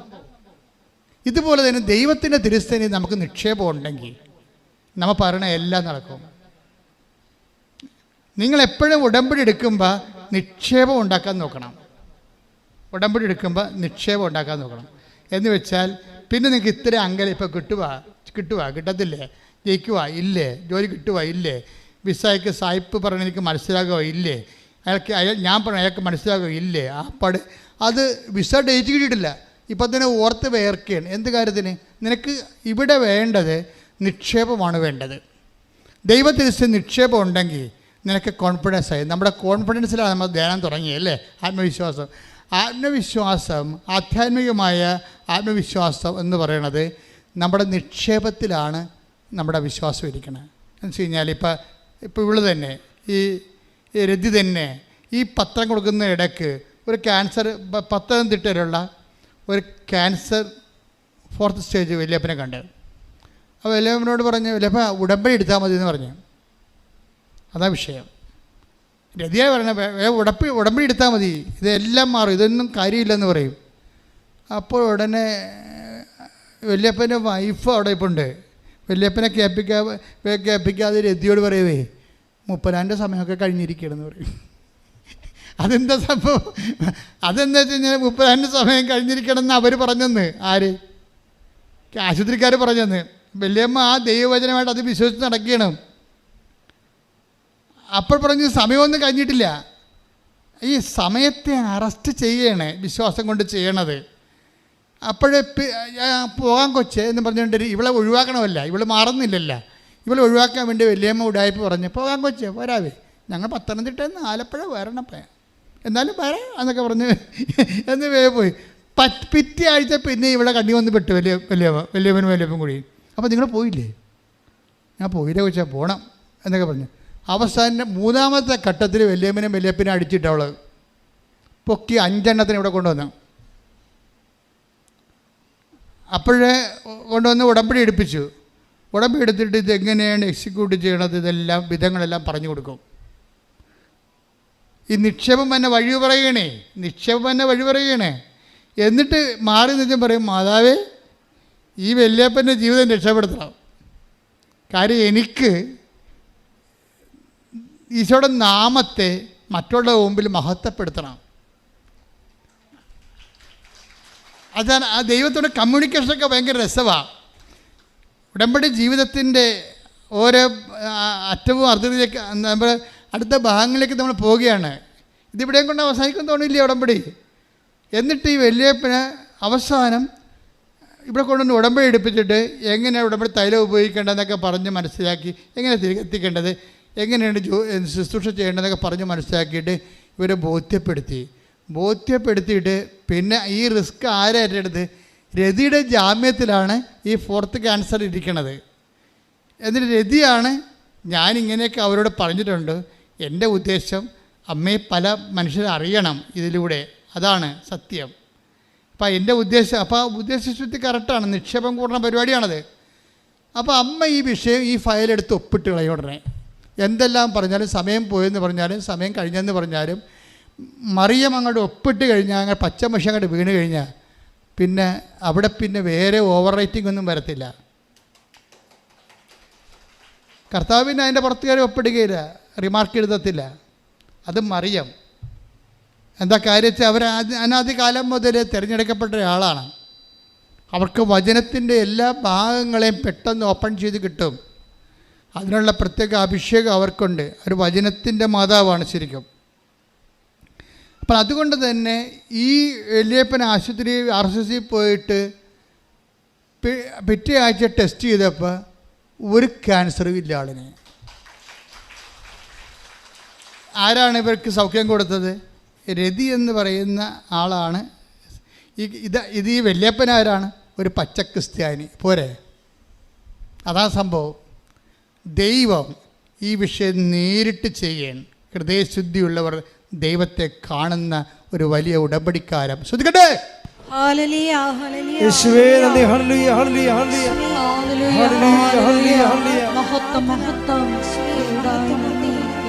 നമുക്ക് ഇനി സ്മൃതിയുടെ കേസ് സാക്ഷ്യം എടുക്കാം. സ്മൃതിയുടെ വിഷയം എന്താ? നിങ്ങൾ അവർ നല്ല വെൽ എഡ്യൂക്കേറ്റഡ് നേഴ്സാണെന്ന് തോന്നുന്നു. അവരുടെ വൊക്കാബുലറി എല്ലാം മെഡിക്കൽ ടേംസ് അവർ പറയണത് പകുതി മുക്കാലും. അപ്പോൾ എനിക്ക് മനസ്സിലായി അവരൊരു 5-10 കൊല്ലം വിദേശ രാജ്യത്ത് ജോലി ചെയ്തിട്ട് ഇപ്പം നാട്ടിൽ കുഞ്ഞുങ്ങളെ വളർത്താൻ വേണ്ടി നാട്ടിൽ വന്നിരിക്കുകയാണ്. അപ്പോൾ ഈ 3ാമത്തെ കുഞ്ഞ് ജനിച്ചപ്പോൾ കുഞ്ഞിൻ്റെ പ്രശ്നമായി. സ്മൃതിയുടെ കുഞ്ഞിൻ്റെ പ്രശ്നം എന്ന് വെച്ച് കഴിഞ്ഞാൽ കുഞ്ഞ് ജനിച്ച് കഴിഞ്ഞിട്ട് കുഞ്ഞ് പാല് കുടിക്കണില്ല.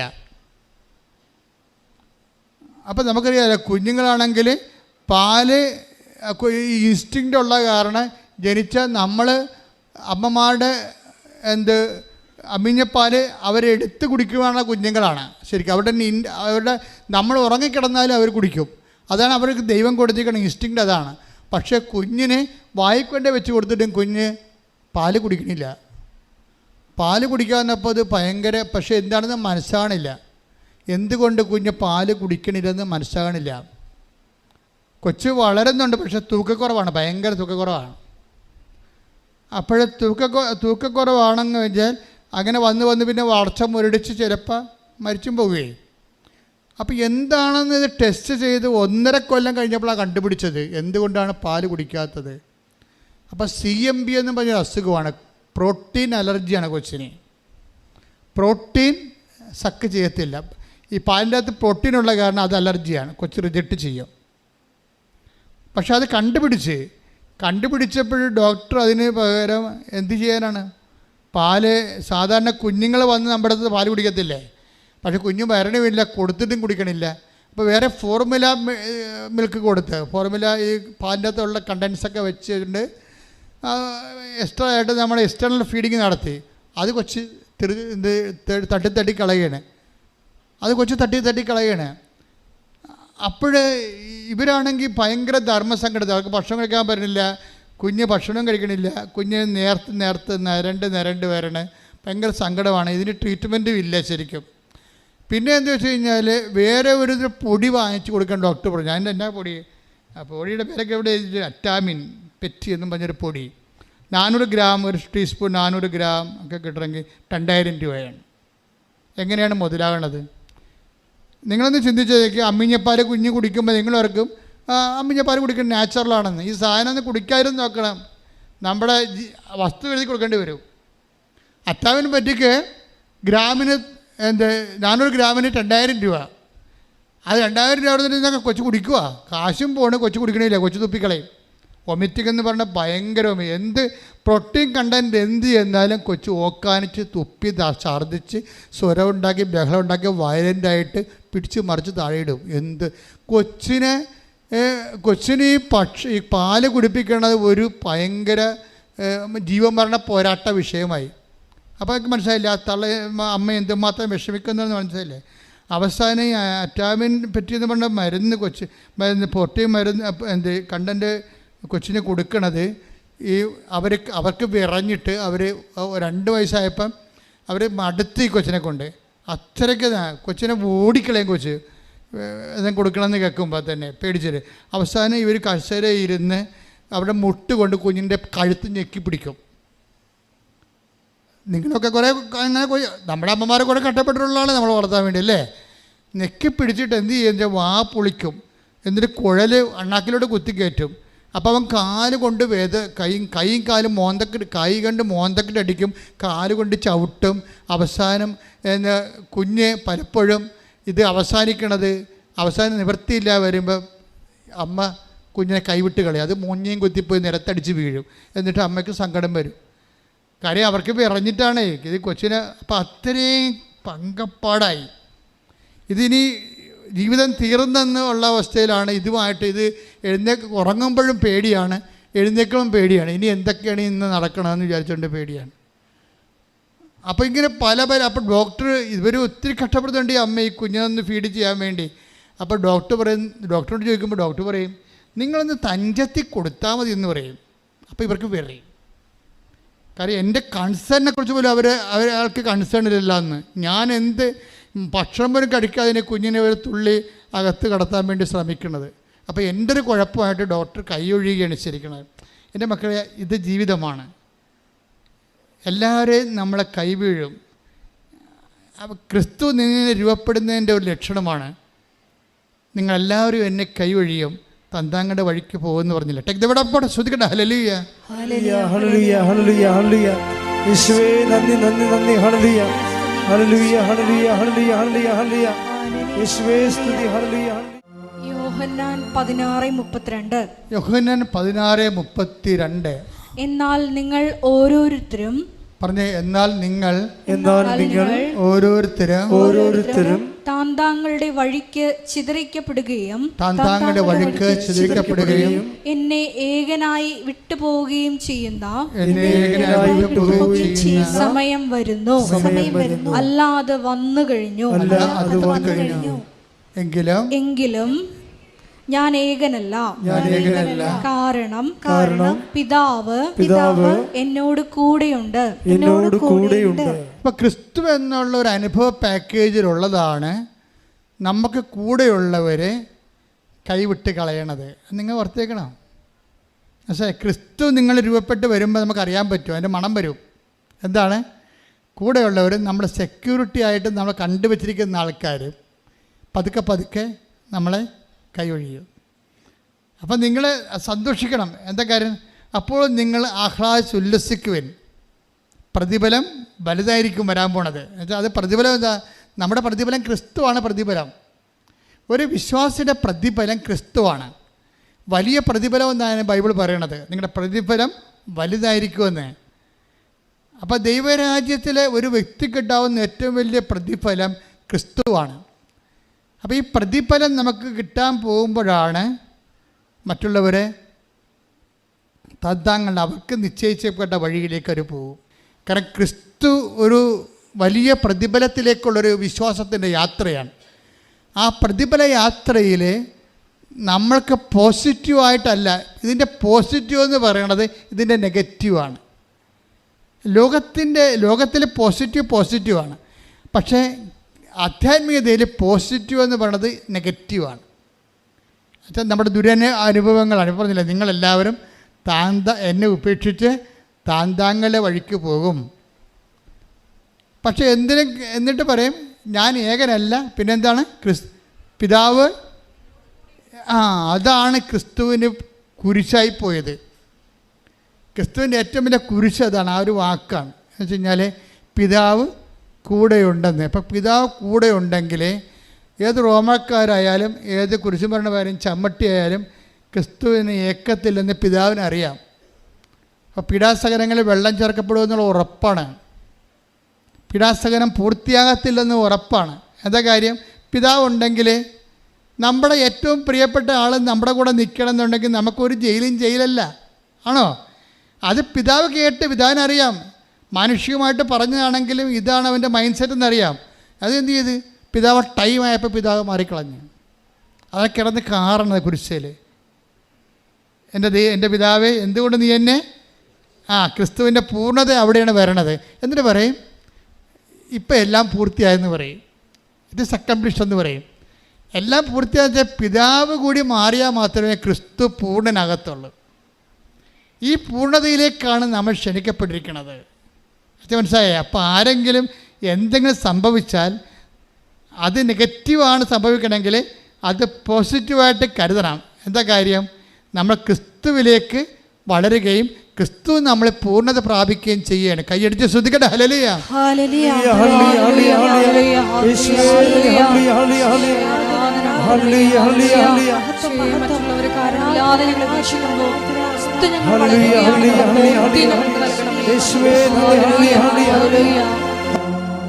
അപ്പോൾ ജീവിതത്തിൻ്റെ ഇതുപോലെയുള്ള അസ്തമയ അല്ലെങ്കിൽ ഇതുപോലെയുള്ള ഇരുട്ട് തക്കങ്ങൾ നിങ്ങൾ പകച്ചു പോകരുത്. ഞാൻ ഉടമ്പടി എടുത്തല്ലോ, പിന്നെ എനിക്കെന്താ ഇങ്ങനെ ഈ സംഭവിച്ചതെന്ന് ചോദിക്കുമ്പോൾ ആ ചുമ്മാ ABCD ക്രിസ്ത്യാനി അങ്ങനെ പറയത്തുള്ളൂ. ഉടമ്പടി എടുത്തെങ്കിൽ അങ്ങനെ സംഭവിക്കണം. എന്താ കാര്യം? ക്രിസ്തു രൂപപ്പെട്ട് വരികയാണ്. നിങ്ങളുടെ വിഷയത്തെക്കാൾ ഉപരി അൾട്ടിമേറ്റായിട്ട് നിന്ന് നിത്യത നിങ്ങൾക്ക് വാഗ്ദാനം ചെയ്യുന്ന അതിന് വേണ്ടിയുള്ള നടപടിക്രമങ്ങൾ അതിൻ്റെ ഓരോ ഭാഗങ്ങൾ നടന്നുകൊണ്ടിരിക്കുകയാണ്. ഇതുകൊണ്ടാണ് മദർ എപ്പോഴും ഇങ്ങനെയുള്ള വിഷയങ്ങൾ പ്രോസസ്സിങ്ങിലിരിക്കുമ്പോൾ മദർ എപ്പോഴും മൗനം പാലിക്കും. അതായത് ഇതെല്ലാം ഹൃദയത്തിൽ സംഗ്രഹിക്കും. എന്താണ്? എൻ്റെ ദൈവം എനിക്കിത് ആവശ്യമാണെങ്കിൽ എല്ലാവരെക്കാൾ നേരത്തെ ദൈവം എനിക്ക് തരും. അപ്പോൾ ദൈവത്തിൻ്റെ സമയം ഞാൻ കാഴ്ചവെക്കുന്നു, സമർപ്പിക്കുന്നു. അവിടെയാണ് സമർപ്പണം വരണത്. അപ്പോൾ ദൈവത്തിൻ്റെ മനസ്സിൽ നമ്മൾ സമർപ്പിച്ചവരാകാൻ വേണ്ടി ആദ്യമേ ഉടമ്പടിയിൽ റെഡിയായിരിക്കണം. പിന്നെ വരുന്ന ഒരു വിഷയം എന്ന് പറയണത് നിങ്ങൾക്കറിയാമല്ലോ, ഇപ്പോൾ അമ്മ നമ്മുടെ വീട്ടിലുണ്ട്. അമ്മയുടെ ഒരു വിഷയം ബൈബിള് അമ്മയെ അവതരിപ്പിക്കും. ഉടമ്പടി അമ്മയുടെ പ്രാർത്ഥനയാണല്ലോ, ത്രൂ മേരിയാണല്ലോ ഈ ഇത് വർക്കൗട്ട് ചെയ്യണത്. പരിശുദ്ധ അമ്മയുടെ മധ്യസ്ഥലല്ലേ ഉടമ്പടി ചെയ്തിരിക്കണത്. അപ്പോൾ അമ്മയുടെ മധ്യസ്ഥലായതുകൊണ്ട് ഇതിൻ്റെ കെയർ ടേക്കർ എന്ന് പറയുന്ന ആൾ അമ്മയാണ്. അപ്പോൾ അതുകൊണ്ടാണ് മരിയ സ്പിരിച്വാലിറ്റി അനുസരിച്ചാണ് നമ്മൾ ജീവിക്കണത്. ഉടമ്പടി ജീവിതം മരിയ സ്പിരിച്വാലിറ്റി അനുസരിച്ചാണ്. അപ്പോൾ ചില കാര്യങ്ങൾ ഹൃദയത്തിൽ സംഗ്രഹിക്കണം. പിന്നെ ക്രിസ്തുവിനെ ലോകത്തിന് കൊടുക്കണം അമ്മയുടെ പരിപാടിയാണ്. അതുകൊണ്ട് ക്രിസ്തുവിനെ ലോകത്തിന് കൊടുക്കാൻ വേണ്ടിയാണ് നമ്മൾ പത്രങ്ങളൊക്കെ ലോകത്തിന് കൊടുക്കണം, ആൾക്കാർക്ക് കൊടുക്കണത്. അപ്പം അമ്മയുടെ അത് മരിയ സ്പിരിച്വാലിറ്റിയുടെ ഭാഗമാണ്. അപ്പം മരിയ സ്പിരിച്വാലിറ്റി തന്നെയാണ് എലിസബത്തിനെ സെർവ് ചെയ്യാൻ പോണതും ആശുപത്രി സന്ദർശനവും അങ്ങനെ കുറേ കാര്യങ്ങളുണ്ട്. ഇതെല്ലാം മരിയ സ്പിരിച്വാലിറ്റിയിലാണ് ഇത് വർക്കൗട്ട് ചെയ്യത്തുള്ളത്. അപ്പം അമ്മയുടെ മധ്യസ്ഥത നമ്മൾ വെച്ചിട്ട് അമ്മയുടെ ഒരു ആധ്യാത്മിക ജീവിതം നമ്മൾ ജീവിച്ച് മാറുകയാണ് ഉടമ്പടി ചെയ്യണത്. ഈ ചെയ്വനകളിൽ ഉണ്ടാകുന്നൊരു വിഷയം നിങ്ങൾക്കറിയേണ്ടത്, കാനായിലൊരു വിവാഹാഘോഷം നടന്നുവെന്ന് പറഞ്ഞുകൊണ്ട് അമ്മയെ ബൈബിൾ അവതരിപ്പിക്കുന്നതിന് ഒരു ബാങ്കറ്റ് സിറ്റുവേഷൻ രൂപീകരിക്കണ കാണാം. അമ്മയെ ബൈബിള് പരസ്യമായിട്ട് അവതരിപ്പിക്കുന്നതിന് മുമ്പ് ഒരു ബാങ്കറ്റ് സിറ്റുവേഷൻ ക്രിയേറ്റ് ചെയ്യാം. ഈ ബാങ്കറ്റ് തന്നെയാണ് പിന്നീട് സ്വർഗത്തിൽ നമ്മൾ കണ്ടെത്തുന്നത്. ബൈബിളും എല്ലാം നിത്യപിതാവുമായിട്ടുള്ള സദ്യവട്ടങ്ങളിൽ നിന്നാണ് ബൈബിൾ ഇങ്ങനെ സഞ്ചരിച്ചുകൊണ്ടിരിക്കുന്നത്. ഒരു സദ്യയിൽ നിന്ന് മറ്റു സദ്യയിലേക്ക് ഇങ്ങനെ ബൈബിൾ സഞ്ചരിക്കും. കാനായിലെ വിവാഹാഘോഷത്തിൽ നിന്നാണ് നിത്യതയിലേക്ക് മനുഷ്യൻ സഞ്ചരിക്കുന്നത്. അപ്പം അവിടെ വരുമ്പോൾ പറയുന്ന വിഷയം എന്താണ്? ആ വീട്ടുകാരിൽ ഒരുവളായിട്ട് മറിയം അവിടെ ഉണ്ടായിരുന്നെന്നാണ് പറയണത്.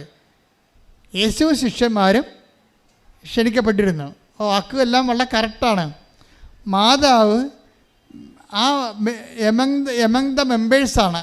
ആ വീട്ടിൽ നമ്മൾ ഉടമ്പടി എടുക്കുമ്പോൾ നമ്മുടെ വീട്ടുകാരിൽ ഒരാളായിട്ട് വരികയാണ് ആര്? മാതാവ്. പിന്നീട് അത് നിങ്ങൾ മനസ്സിലാക്കണം. ആ വചനം വായിച്ചേ.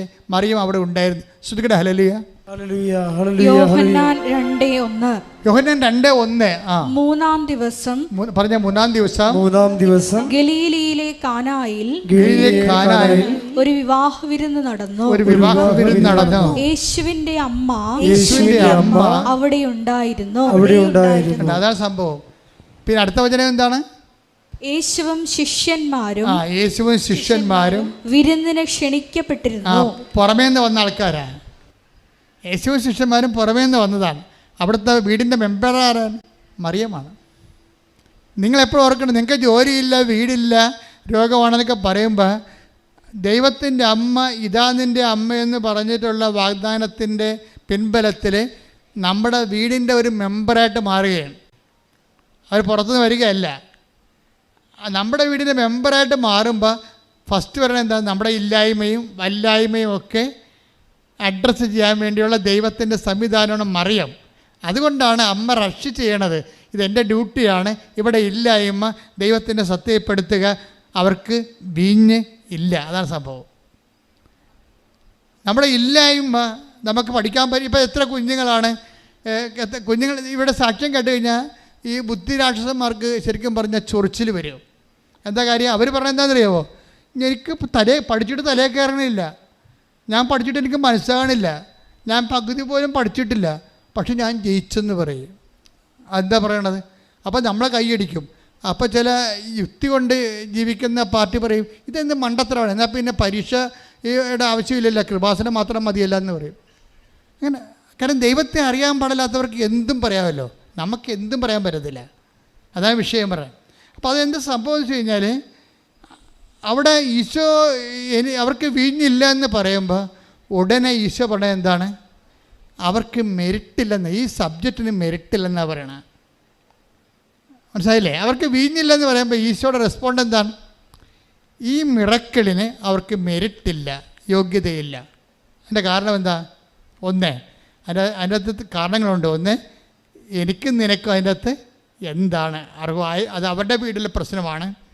വായ്പ മേടിക്കുകയോ കടയിൽ നിന്ന് വാങ്ങിക്കുകയോ വിലക്ക് വാങ്ങിക്കുകയോ ചെയ്യാം. അങ്ങനെയുള്ള പ്രൊവിഷൻസ് അവിടെ ഉണ്ട്. നീ പോയി തന്നെ തലയിടേണ്ട ആവശ്യമില്ല. അപ്പം നമ്മുടെ വീട്ടിൽ തലയിടേണ്ടാത്ത കാര്യമാണെങ്കിൽ പോലും മറിയം തലയിടും. അത് നിങ്ങൾ മനസ്സിലാക്കണം.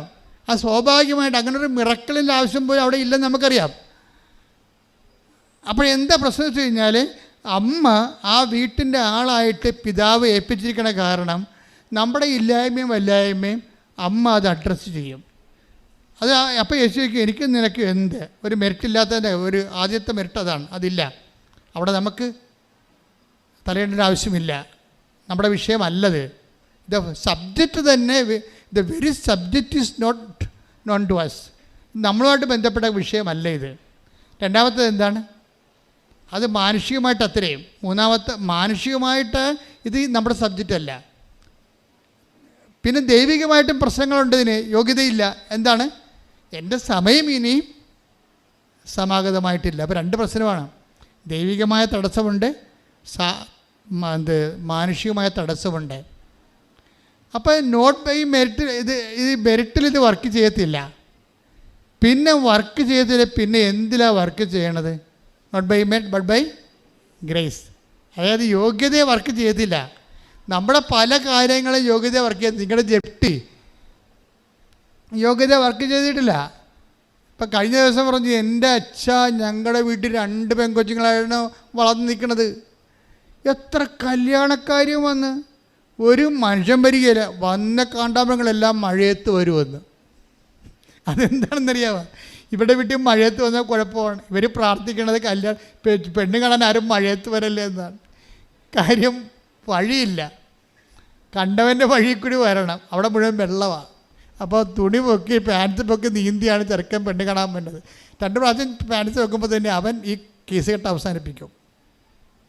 അപ്പോൾ ഇനി കെട്ടത്തില്ലെന്നുള്ള ഉറപ്പായി, മെരിട്ടില്ല അവർക്ക്.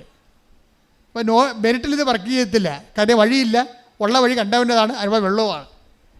അവൾ വന്നിട്ട് അമ്മയോട് പറഞ്ഞു, അമ്മേ വഴി വെള്ളമാണ്, അത് കണ്ടവൻ്റെ സ്ഥലമാണ്, എനിക്ക് 2 പെൺമക്കളുണ്ട്, ഞങ്ങൾ ഇതേ കൂടി എവിടെ കൊണ്ടുപോകാനാണ്. അവരുടെ മനസ്സ് ഇത്രയും നാൾ അവിടെ ജീവിച്ചിട്ടൊരു വഴിയില്ല. അവരെഴുതിയിട്ട് അമ്മയ്ക്ക് എന്തെങ്കിലും വഴിയുണ്ടെങ്കിൽ ചെയ്യും, എൻ്റെ മക്കളെ കെട്ടിക്കാതിരിക്കാൻ പറ്റുമോ എന്ന് ചോദിച്ചു. ഈ സാധനം ചോദിച്ചോളേ അവർ പോയി. 2 ആഴ്ച കഴിഞ്ഞപ്പോൾ ആ വീട്ടുകാരെല്ലാം തന്നെ മാനസാന്തരപ്പെട്ട് 12 മീറ്ററുള്ള വഴി റോഡിട്ട് കൊടുത്തിരിക്കണം അവിടെ. അപ്പോൾ ഇതെന്ത് ചില കാര്യങ്ങൾ നമുക്ക് മെരിട്ടില്ല. സാക്ഷ്യം ഇങ്ങനെ നമ്മൾ യൂട്യൂബിൽ കിടപ്പുണ്ട്, നമ്മളെ ഞെട്ടിച്ച് കളയും. കാര്യം ആളെ കയറി ആ സബ്ജക്റ്റ് കൈകാര്യം ചെയ്യണം. നിങ്ങളുടെ ബുദ്ധി എന്ന് പറയണത് ആളെ കൊണ്ട് ഈ ഫയലെടുപ്പിക്കണം. ഫയലെടുപ്പിക്കാൻ പറ്റുന്നതിന് വേണ്ടി നിങ്ങളുടെ മനസ്സ് സുവിശേഷ വിഹിതമായിട്ട് പുനഃക്രമീകരിക്കണം. എന്നിട്ട് ദൈവത്തിന് തോന്നണം ഇത് വയറ്റിപ്പഴപ്പ് മാത്രമല്ല, ജെന്യൂനായിട്ട് ദൈവത്തിൻ്റെ കൂടെ നിൽക്കും, ദൈവത്തിൻ്റെ സാക്ഷിയായി ജീവിക്കും എന്നൊക്കെ ദൈവം തോന്നിയാൽ ഫയൽ ഇന്നെടുക്കും. അല്ലെങ്കിൽ നിങ്ങൾ എന്ത് ആനുകൂല്യം എന്ന് പറഞ്ഞാലും സാധനം എടുക്കത്തില്ല. കാര്യം എടുത്തിട്ട് ദൈവത്തിന് പ്രയോജനമൊന്നുമില്ലല്ലോ. അപ്പോൾ ഇത് ഒപ്പിട്ട് കഴിഞ്ഞാൽ ഇതെല്ലാം ദൈവത്തിൻ്റെതല്ലേ. എല്ലാ തിന്മകളുടെയും തലയെ ചവിട്ടി നിൽക്കണതാണ് അമരോത്ഭവ മാതാവ് അല്ലേ, പാമ്പിൻ്റെ അവിടെ നിൽക്കണത്. അപ്പോൾ നിനക്കെതിരെ വരുന്ന എല്ലാ പാമ്പിൻ്റെ തലയിലും അവൾ ചവിട്ടും. അനാദികാലം മുതൽ രക്ഷകനെ വാഗ്ദാനം ചെയ്തപ്പോൾ അതുക്ക് മുമ്പ് തന്നെ പാമ്പിൻ്റെ തലയെ ചവിട്ടാതെ രക്ഷകനെ ലോകത്ത് കൊടുക്കാൻ പറ്റത്തില്ലെന്നറിയാം. അതുകൊണ്ടാണ് നിനക്കും സ്ത്രീക്കും തമ്മിൽ ഞാൻ ശത്രുത ഉളവാക്കുന്ന ഭംഗ്യം തരേണ സിംബോളിക്ക് വേലി പറഞ്ഞിരിക്കണം. എല്ലാ തിന്മകളും ഇവർക്ക് അധീനമാക്കി കളയും. അപ്പം നിനക്കെതിരെ നിൻ്റെ ജീവിതത്തിന് എന്തെങ്കിലും മേൽഗതിക്ക് വേണ്ടിയൊരു തിന്മകളുണ്ടെങ്കിലേ, ഇപ്പം നിൻ്റെ ഓഫീസിലായിരിക്കും, നിൻ്റെ പ്രൊമോഷൻ തടഞ്ഞു വെച്ചിരിക്കുകയായിരിക്കും, അല്ലെങ്കിൽ നിൻ്റെ സൂപ്രണ്ടാ, അല്ലെങ്കിൽ നിൻ്റെ ഡയറക്ടറാ, അസിസ്റ്റൻ്റ് ഡയറക്ടർ, ആരെങ്കിലും നിനക്ക് പണി തരാൻ വേണ്ടി മാത്രം ഇരിക്കണവരാകാം. ആ പാമ്പിൻ്റെയൊക്കെ തല അമ്മ ചവിട്ടും, ചവിട്ടി ഒതുക്കിയിരിക്കും, ചവിട്ടി കൂട്ടിയിരിക്കും. അപ്പം അതുകൊണ്ട് അങ്ങനെ ചവിട്ടിക്കൂട്ടാൻ വേണ്ടി തന്നെ നിൻ്റെ ശത്രുക്കളെ നിനക്കെതിരെ ചവിട്ടിക്കൂട്ടാൻ വേണ്ടി തന്നെ നിൻ്റെ അമ്മ ഈശോ പറഞ്ഞ വാക്കുണ്ട്, എന്താണ്, നിൻ്റെ ശത്രുക്കളെ നിനക്കും ചവിട്ടിക്കൂട്ടാൻ പറ്റും. എന്താണ്, നിൻ്റെ ശത്രുക്കളെ ഞാൻ ചവിട്ടിക്കൂട്ടണ വരെ നീ എൻ്റെ വലത് ഭാഗത്തിരിക്കണമെന്ന്. അതാണ് ഉടമ്പടിയുടെ ഭാഗമെന്ന് പറയണത്. Take the bed of God. നിൻ്റെ ശത്രുക്കളെ ലൂക്ക 20:43 ഞാൻ നിന്റെ ശത്രുക്കളെ നിനക്ക് പാദപീഠമാക്കുവോളം നീ എന്റെ വലതുഭാഗത്തിരിക്കുക. നിന്നെ ചവിട്ടിക്കൂട്ടാൻ വന്നവരെ നീ ചവിട്ടിക്കൂട്ടുന്ന ഒരു കാലമുണ്ടാകും. അതുവരെ നീ എൻ്റെ വലത് ഭാഗത്തിരിക്കാൻ, എന്ന് വെച്ചാൽ ദൈവസന്നിധി വിട്ടുപോകരുതെന്ന് കയ്യടിച്ച് ശ്രദ്ധിക്കട്ടെ.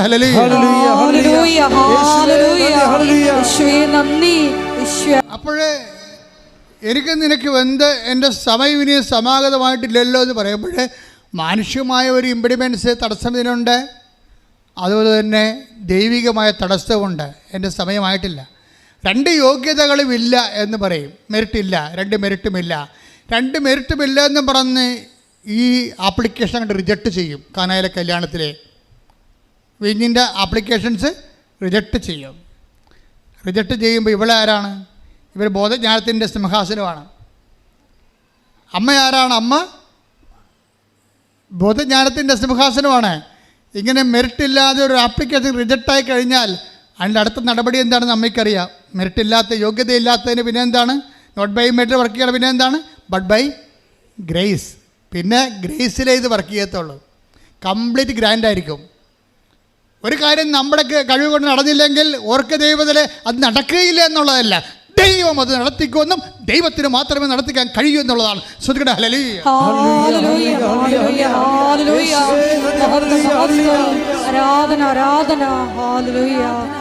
പരിശുദ്ധ പരമ ദിവ്യകാരുണ്യത്തിന് ഇപ്പൊ മനുഷ്യരിങ്ങനെ തള്ളിക്കളഞ്ഞാല് അടുത്ത നടപടി എന്താണെന്ന് അമ്മയ്ക്കറിയാം. പിന്നെന്താണ്, ഇത് യോഗ്യതയിൽ നമ്മുടെ കഴിവിൽ നിൽക്കത്തില്ല എന്നുണ്ടെങ്കിൽ പിന്നെ വർക്ക് ചെയ്യാൻ സാധ്യതയുള്ളത് കൃപയിലാണ്. പിന്നെ കൃപ ആക്ടിവേറ്റഡ് ആകാൻ, കൃപ അക്യുമുലേറ്റ് ചെയ്യാൻ, കൃപ പ്രൊഡ്യൂസ് ചെയ്യാൻ എന്ത് ചെയ്യണം? അതിനാണ് അമ്മ പറയണത്. കൃപ പ്രൊഡ്യൂസ് ചെയ്യാനുള്ള സൂത്രവാക്യമാണ് അവൻ പറയണത് പോലെ ചെയ്യുക. ഇതാണ് സംഭവം. നോട്ട് ബൈ മെറിറ്റ് വർക്ക് ചെയ്യണത്, ബട്ട് ബൈ ഗ്രേസിലേക്ക് വർക്ക് ചെയ്യണത്. നമ്മുടെ യോഗ്യത കൊണ്ട് നടന്നില്ല എന്നുണ്ടെങ്കിൽ പിന്നെ ദൈവത്തിൻ്റെ കൃപ കൊണ്ട് നടക്കത്തുള്ളൂ. ദൈവത്തിൻ്റെ കൃപ കൊണ്ട് കൃപ രൂപീകരിച്ച് വരാനും വളരാനുമുള്ള സൂത്രവാക്യമാണ് എന്താണ്? അവൻ പറയണത് പോലെ ചെയ്യുക. അപ്പം അവൻ പറയണത് എന്താണ്, അതെന്തെല്ലാം ചെയ്താലും കൃപ രൂപപ്പെട്ടുകൊണ്ട് വരും. മനസ്സിലായില്ലേ? അവനും പറയണത് എന്തെല്ലാം, അതെന്തെല്ലാമാണ് അവൻ പറയണത് അതെല്ലാം. ഇപ്പം അതുകൊണ്ടാണ് നമ്മൾ സൗമ്യമായി പെരുമാറും, സ്നേഹത്തോടെ പെരുമാറും, ദേഷ്യം മാറ്റിവെക്കും, ക്ഷമ കൊടുക്കും ആൾക്കാർക്ക്, അങ്ങോട്ട് ചെന്ന് ചോദിച്ചിട്ട് സങ്കടങ്ങൾ ചോദിച്ചറിയും, നമുക്ക് പറ്റുന്ന പോലെ അവരെ സഹായിക്കും.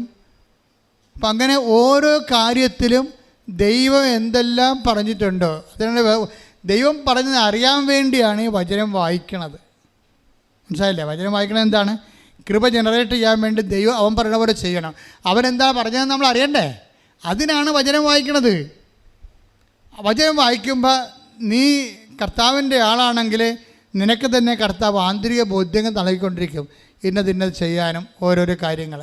അപ്പോൾ നമുക്ക് ദൈവം പറഞ്ഞ കാര്യം നമ്മൾ ചെയ്യും. എന്താണ്? ഭക്ഷണമില്ലാത്തവർക്ക് ഭക്ഷണം കൊടുക്കുക, വസ്ത്രമില്ലാത്തവർക്ക് വസ്ത്രം കൊടുക്കുക, പഠിക്കാത്ത കുഞ്ഞുങ്ങളെ ഇപ്പോൾ എത്ര പേരാണ് ജർമ്മൻ ട്യൂഷൻ എടുക്കുന്നത്, എത്ര പേരാണ് മറ്റ് ഭാഷകളിലൊക്കെ ട്യൂഷൻ എടുത്ത് കൊടുക്കുന്നത്. അപ്പോൾ അങ്ങനെ നമ്മൾക്ക് പറ്റണത്, എല്ലാവരും വസ്ത്രത്തിന് പുറകെ ഭക്ഷണത്തിന് പുറകെ പോകണമല്ല, ഓരോരുത്തർക്ക് പറ്റണ കാര്യങ്ങൾ. ഇപ്പോൾ ചിലയിടത്ത് ഓരോരുത്തർ നിൽക്കേണ്ടി വരും, ചിലപ്പോൾ ഒന്ന് കൂടെ പോകേണ്ടി വരും. അപ്പം അങ്ങനെയെല്ലാം കൃപ ജനറേറ്റ് ചെയ്യാൻ വേണ്ടി മാത്രം. ഇപ്പോൾ ഞങ്ങൾക്കൊരു ഇപ്പോൾ ഒരു ലോൺ എടുക്കണം, അവർക്ക് ലോൺ കിട്ടത്തില്ലെന്ന് ഉറപ്പായി. അപ്പോൾ അങ്ങനെ വരുമ്പോൾ നമുക്ക് ബാങ്കിൽ സ്വാധീനം ഉണ്ടെങ്കിൽ നമ്മൾ ചെന്ന് മാനേജർ പറയണം, എനിക്കറിയാവുന്ന കക്ഷിയാണ്, എന്തെങ്കിലും പ്രശ്നങ്ങളുണ്ടെങ്കിൽ ഞാനത് അവരെ ഗൈഡ് ചെയ്തോളാം, അവരെ സഹായിക്കണം. അപ്പോൾ നമുക്കൊരു വാക്കേ പോകത്തുള്ളൂ. അപ്പം അങ്ങനെ എല്ലാ മേഖലകളും നോക്കണം, അവൻ പറയണ പോലെ ചെയ്യണം. അപ്പം അങ്ങനെ അവൻ പറയണ പോലെ എല്ലാ മേഖലകളും ചെയ്യുകയായിരിക്കണം നിങ്ങളുടെ ലക്ഷ്യം. അത് കേൾക്കണമെങ്കിൽ ഇതുപോലെ വചനങ്ങളെ കേൾക്കുകയും ഉടമ്പടി പ്രകാരമുള്ള വചന വിശദീകരണം കേൾക്കണം. അപ്പോൾ എന്തെങ്കിലും വചനങ്ങൾ, ലോകത്ത് ഒത്തിരിയേറെ വചന പ്രഘോഷണങ്ങൾ നടക്കുന്നുണ്ട്, പക്ഷേ ഉടമ്പടിയിലിരിക്കുന്നവർ ഉടമ്പടി വചന പ്രഘോഷണമാണ് കേൾക്കേണ്ടത്. കാര്യം വെച്ചാൽ ഉടമ്പടി വചന പ്രഘോഷണം ദൈവം ഇവിടെയാണ് വെളിപ്പെടുത്തിയിരിക്കുന്നത്. ഉടമ്പടി വെളിപ്പെടുത്തി ഇവിടെയാണ്, ഉടമ്പടി വിശദാംശങ്ങൾ വെളിപ്പെടുത്തി ഇവിടെയാണ്, ഉടമ്പടിയോട് ബന്ധപ്പെട്ട് മാതാവിൻ്റെ പ്രത്യക്ഷീകരണം നടന്ന ഇവിടെയാണ്. ആ പ്രത്യക്ഷീകരണം സാധൂകരിക്കുന്നതിന് മാതാവ് നൽകിയിട്ടുള്ള സംവിധാനമാണ് ഉടമ്പടി. ആ ഉടമ്പടി വിജയിക്കുന്നുള്ള ദൈവത്തിൻ്റെ ആവശ്യമാണ്. അതുകൊണ്ട് തന്നെ ഉടമ്പടി ധ്യാനങ്ങളാണ് എൻ്റെ ഉപാധി. എത്രയോ മനുഷ്യരാണ് ഇവിടെ അത് സ്കൂളിൽ പോകുമ്പോഴും ഓഫീസിൽ പോകുമ്പോഴൊക്കെ ഇയർഫോൺ വെച്ചുകൊണ്ട് ഉടമ്പടി ധ്യാനം കൂടിക്കൊണ്ടിരിക്കുന്നത്. കൂടുന്ന അപ്പം കൃപയും നിലനിൽക്കും. സാക്ഷ്യങ്ങൾ, അതിൻ്റെ ഉടമ്പടി സാക്ഷ്യങ്ങൾ കേൾക്കുമ്പോൾ അതെങ്ങനെ വർക്കൗട്ട് ചെയ്യണമെന്ന് മനസ്സിലാകും. അപ്പോൾ ഉടമ്പടി സാക്ഷ്യങ്ങൾ കേൾക്കുമ്പോൾ നമുക്ക് നല്ല ധൈര്യവും ആത്മവിശ്വാസമൊക്കെ ഉണ്ടാകും. അപ്പോൾ ആ ഉടമ്പടി ധ്യാനത്തിലൂടെ ഇപ്പോൾ അതുകൊണ്ടാണ് ഇപ്പോൾ സ്മൃതിയുടെ സാക്ഷ്യങ്ങൾ നമ്മളിപ്പോൾ സ്മൃതി എന്നല്ല ജോസ്മിയുടെ സാക്ഷ്യങ്ങൾ ഉടമ്പടി ജീവിതത്തിൽ എനിക്ക് ഇനിയും വളരണമെന്ന് അവർ പറയുന്നതിന് മുമ്പ് അവർ പറയുന്നൊരു കാര്യമുണ്ട്. ഞാൻ കൃപാസനത്തിലൊക്കെ വന്നിട്ടുണ്ട് നേരത്തെ, പക്ഷേ കൃപാസനം എന്താണെന്ന് മനസ്സിലാക്കാൻ ഞാൻ പണ്ട് ശ്രമിച്ചിട്ടില്ലെന്ന്. ഇതാണ് വിഷയം. അത് വിഷയം തന്നെയാണ്. മറ്റെല്ലാ ധ്യാനകേന്ദ്രങ്ങളും പോലെ യേശുവേ സ്തോത്രം, യേശുവേ നന്ദി എന്നൊക്കെ പറഞ്ഞ് ഹല്ലേലൂയ പറയുന്ന ഒരു സംവിധാനമാണിതെന്ന് വിചാരിക്കുന്നവരുണ്ട്. ആ തെറ്റാണെന്നല്ല ഞാൻ ഉദ്ദേശിക്കുന്നത്, അതൊക്കെ ഇവിടെ ഉണ്ട്. പക്ഷെ അതല്ല, കൃപാസനത്തിനെക്കുറിച്ചുള്ള ദൈവിക പദ്ധതിയുണ്ട്. മാതാവിൻ്റെ പ്രത്യക്ഷീകരണം നിങ്ങൾക്ക് അടയാളം നൽകിക്കൊണ്ട് സ്ഥിരീകരിച്ച് ദൈവവും നിങ്ങളുമായിട്ട് ബയലായിട്ട് ഉടമ്പടി ഉണ്ടാക്കി ദൈവത്തിൻ്റെ തുല്യ കക്ഷിയായിട്ട് നിങ്ങൾ വളർത്തി നിലനിർത്തി അത് നിങ്ങളെക്കൊണ്ട് വചനം പാലിക്കാൻ നിങ്ങൾക്ക് ദൈവം അനുഗ്രഹങ്ങൾ നൽകി. അങ്ങനെ പാലിക്കുന്നതിലൂടെ ദൈവം നിങ്ങൾക്ക് കൃപ നൽകി. അത് നിത്യത വരെ നിങ്ങൾക്ക് ഹാർവസ്റ്റിംഗ് ഉണ്ടാകുന്ന ഒരു ബൃഹത്ത് പദ്ധതിയാണ്. അതാണ് കൃപാസനത്തിൽ വന്നിട്ടുണ്ട്. കൃപാസനം എന്താണെന്ന് ഞാൻ മനസ്സിലാക്കിയിട്ടില്ലെന്ന്. പക്ഷേ കൃപാസനത്തെക്കുറിച്ച് ആദ്യം മനസ്സിലാക്കിയത് ദൈവമാണെന്ന് ഞാൻ പറയത്തുള്ളൂ. കാര്യം 89 എൻ്റെ ഒരു സഹപ്രവർത്തകൻ ഞാനീ പുത്തമ്പാനും അമ്മാനും ദേവാസ്തപള്ളിക്കാരൊക്കെ വിളിച്ചു കൂട്ടിയപ്പോൾ കൃപാഭവനത്തിൻ്റെ ആഭിമുഖ്യത്തിൽ തുമ്പോളിയിൽ ഇന്ന ശുശ്രൂഷകൾ നടന്നു എന്ന് പറഞ്ഞൊരു പത്രക്കുറിപ്പ് എഴുതിക്കൊണ്ട് പോയി. പത്രത്തെ വന്നപ്പോഴാണ് ഞാൻ അറിയണത് കൃപാഭവനാണ്. അപ്പം ഞാൻ അയാളെ വിളിച്ച് പറഞ്ഞു കൃപാഭവനല്ല കൃപാസനം എന്ന് പറഞ്ഞു. അന്നാണ് കൃപാസനം ആകണത്. ഇത് ശരിക്കും പറഞ്ഞു 89 കൃപാഭവനല്ല കൃപാസനം. അപ്പോൾ കൃപാസനം എന്താണെന്ന് അപ്പോഴും എനിക്കറിയത്തില്ല. അപ്പോൾ കർത്താവിൻ്റെ മനസ്സിൽ തന്ന പേര്, അതിനുശേഷമാണ് കൃപാസനം വാഗ്ദാന പേടകമാണെന്ന് മനസ്സിലാകണത്. അതിനുശേഷമാണ് കൃപാസനം ഉടമ്പടിയാണ് കണക്റ്റാകണത് മനസ്സിലാകണത്. അതിനുശേഷം മാതാവ് കൃപാസനം തന്നെയാണെന്ന് മനസ്സിലാകണത്. അതെല്ലാം അതിനുശേഷം ഉള്ള ഒരു വലിയ യാത്രയിലാണ് ഇതെല്ലാം ദൈവം എൻ്റെ കണ്ടശ ഇങ്ങനെ വെളിപ്പെടുത്തി നൽകണത്. അപ്പം അതുകൊണ്ട് തന്നെ എൻ്റെ സഹോദരൻ മനസ്സിലാക്കണം, ദൈവികമായ ഒരു പദ്ധതിയുടെ കൂടെ സഞ്ചരിക്കുന്നവർ മാത്രമാണ് നമ്മൾ, ഞാനും നിങ്ങളും. ദൈവം സ്വരുക്കുഴിയെടുത്തൊരു പദ്ധതിയുടെ കൂടെ സഞ്ചരിപ്പുകാരാണ്. അപ്പോൾ നമ്മുടെയൊക്കെ ഉദ്ദേശം ഇത് ആക്ടിവേറ്റ് ചെയ്യുന്നതിനും ദൈവത്തിൻ്റെ മഹത്വം ഉണ്ടാകണവരെ നമ്മളിതിൻ്റെ വിഷയത്തിൻ്റെ കൂടെ തന്നെ ഉണ്ടാകണം. അതുകൊണ്ട് നമ്മൾ വിചാരിക്കുന്നതിനേക്കാൾ വലുതാണ് ദൈവം വിചാരിക്കണത്. നിങ്ങളെ ഉടമ്പടിയെ കൊണ്ട് ഉദ്ദേശിക്കുന്നതിനേക്കാൾ വലുതാണ് ദൈവം നിങ്ങൾക്ക് വേണ്ടി കരുതി വെച്ചിരിക്കണത്. കൈയടിച്ച് സ്തുതിക്കട്ടെ. ഹല്ലേലൂയ ഹല്ലേലൂയ ഹല്ലേലൂയ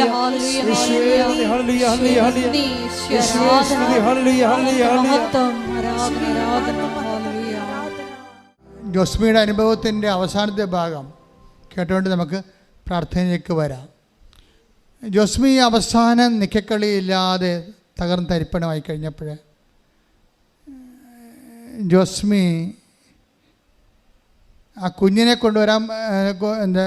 കൊണ്ടുവന്നിട്ട് ഉടമ്പടി പുതുക്കി ഇവിടെ ആൾത്താരെ നിൽക്കും. അപ്പോഴെന്ത് സംഭവിക്കണമെന്ന് വെച്ച് കഴിഞ്ഞാൽ ജോസ്മിക്ക് തോന്നും അച്ഛൻ്റെ അടുത്ത് ഈ പാല് കൊടുക്കണ ഒരു രീതി, കുഞ്ഞിന് ഇവന് ഭയങ്കരമായ ഒരു ഭഗീരഥ പ്രയത്നമാണ്, അതൊന്ന് അച്ഛനെ കാണിക്കണമെന്ന് തോന്നി. ഇങ്ങനെയാണ് പാല് കൊടുക്കണത്, ഇത് എങ്ങനെ ഈ കൊച്ചു ജീവിച്ചിരിക്കുമോ, ഇനി ഇത് മരുന്നൊന്നുമില്ല, ഡോക്ടറും കൈവിട്ട് നിങ്ങൾ തഞ്ചത്തിൽ കൊടുക്കാഞ്ഞിട്ടാണെന്ന് പറയുമ്പോൾ ജോസ്മി പറയും ഞാൻ കാണിക്കുന്ന കൺസേണിനെ കുറിച്ച് പോലും ഡോക്ടറിന് ഒരു ഐഡിയ ഇല്ലല്ല എന്ന്. ഇപ്പോൾ അവർ ആ ചാപ്റ്ററോടെ വെച്ച് മെഡിസിൻ ചാപ്റ്റർ ക്ലോസ് ചെയ്യും അവർ. ഇത് അമ്മയുടെ അടുത്ത് വന്ന് നിന്നിട്ട് അമ്മയോട് വന്നെന്ന് പറയും, അമ്മ എടുത്ത് എന്നോട് പറഞ്ഞു അച്ഛാ ഈ കുഞ്ഞിനെ ഒന്ന് അമ്മയെ കാണിക്കുവാന്ന് ചോദിക്കും. അപ്പോൾ എൻ്റെ ഒരു വിഷയം മാത്രമല്ല, നിങ്ങളുടെ ഭാഗത്തുനിന്ന് പിന്നെന്താ ചെയ്യണമെന്ന് വെച്ചാൽ കുഞ്ഞ് കാണിക്കുന്ന വെബ്രാളങ്ങളില്ലേ, പാല് കൊടുക്കുമ്പോൾ പ്രോട്ടീൻ അലർജിയുള്ള കുഞ്ഞ് കാണിക്കുന്ന വെബ്രാളങ്ങളെ ആണ് ഈ ഉടമ്പടി ഈ മൊബൈലിൽ വീഡിയോ എടുത്തിരിക്കണത്. അപ്പം ഞാൻ എന്താ ചെയ്യണമെന്ന് വെച്ച് കഴിഞ്ഞാൽ ഞാനിത് ഈ വെബ്രാളം കണ്ട കുഞ്ഞിനെ എടുത്തിട്ട് ഞാൻ അങ്ങനെ തന്നെ ഇവിടെ വന്നിട്ട് അമ്മയെ കാണിക്കും. നിങ്ങൾക്ക് തോന്നേ, ഞാനൊരു പഠിക്കണ കാലത്ത് തന്നെ ഞാൻ കോളേജിൽ യുക്തിവാദ സംഘടന ഉണ്ടായിരുന്ന ആളാണ്. എനിക്ക് ആ വിഷയം യുക്തിപരമായിട്ടാണ് ഞാൻ വിഷയങ്ങളെ പണ്ടും കണ്ടുകൊണ്ടിരുന്നത്. ഈ വിശ്വാസം എന്ന് പറയണത് ഒരു ലെവൽ കഴിയുമ്പോൾ അത് കംപ്ലീറ്റ് യുക്തിയുടെ മേഖലയിലേക്ക് പ്രവേശിക്കും. കാര്യം എന്താണ്? അപ്പൻ ദൈവവും നമ്മൾ തമ്മിലുള്ള ബന്ധമാണ് എൻ്റെ യുക്തി എന്ന് പറയണത്. ആധ്യാത്മികയുടെ യുക്തി എന്ന് പറയണത് അത് യുക്തി തന്നെയാണ്, അല്ല വിശ്വാസമല്ല. ദൈവവും നമ്മളും തമ്മിലുള്ള ബന്ധം. ഞാൻ പറയും അമ്മേ, വേറൊരു അമ്മയാണ് ഈ കിടന്ന് ഈ കൊച്ചിന് 2 കൊല്ലമായിട്ട് തകരണത്. ഇതിങ്ങനെ കാണിക്കും ഞാൻ രൂപത്തെ. അപ്പം ചിലരൊക്കെ പറയില്ല ഇതൊക്കെ എന്താ ഈ രൂപത്തെ ഇത് കാണിക്കണം, വിഗ്രഹാരാധന അല്ലേ, മണ്ണം കണ്ട അവന്മാർക്കൊക്കെ ഒരു ബോധമില്ല, അറിവില്ലെന്ന് ഞാൻ പറയത്തുള്ളൂ. അറിവില്ലാതെ കുറേ അണ്ണന്മാർ അത് ആനകൂനെന്നൊക്കെ പറയും. വിശ്വാസമുള്ളവനെ സംബന്ധിച്ചിടത്തോളം ജ്ഞാനപരമെന്ന് പറയണത് ദൈവത്തോട് ആത്മബന്ധത്തിൻ്റെ ഭാഗമായിട്ട് ലഭിക്കുന്ന വിവേചനമാണത്. ഞാൻ അമ്മയുടെ രൂപത്തെ കാണിക്കുമ്പോൾ അമ്മ ഡയറക്റ്റ് ഇത് കാണാൻ വേണ്ടി ഞാൻ ഉദ്ദേശിക്കുന്നു എന്നുള്ളത് എക്സ്പ്ലിസിറ്റ് ആയില്ലേ അവിടെ. ഞാൻ ഈ മൊബൈൽ അമ്മയെ കാണിക്കും, ഇവിടെ നിന്നിട്ട് അമ്മയെ കാണിക്കും. കാര്യം ഈ കുഞ്ഞിന് വേറെ ഇനി മാർഗമില്ല, ഞങ്ങളുടെ മെരിട്ടെല്ലാം പോയെന്ന് പറയും.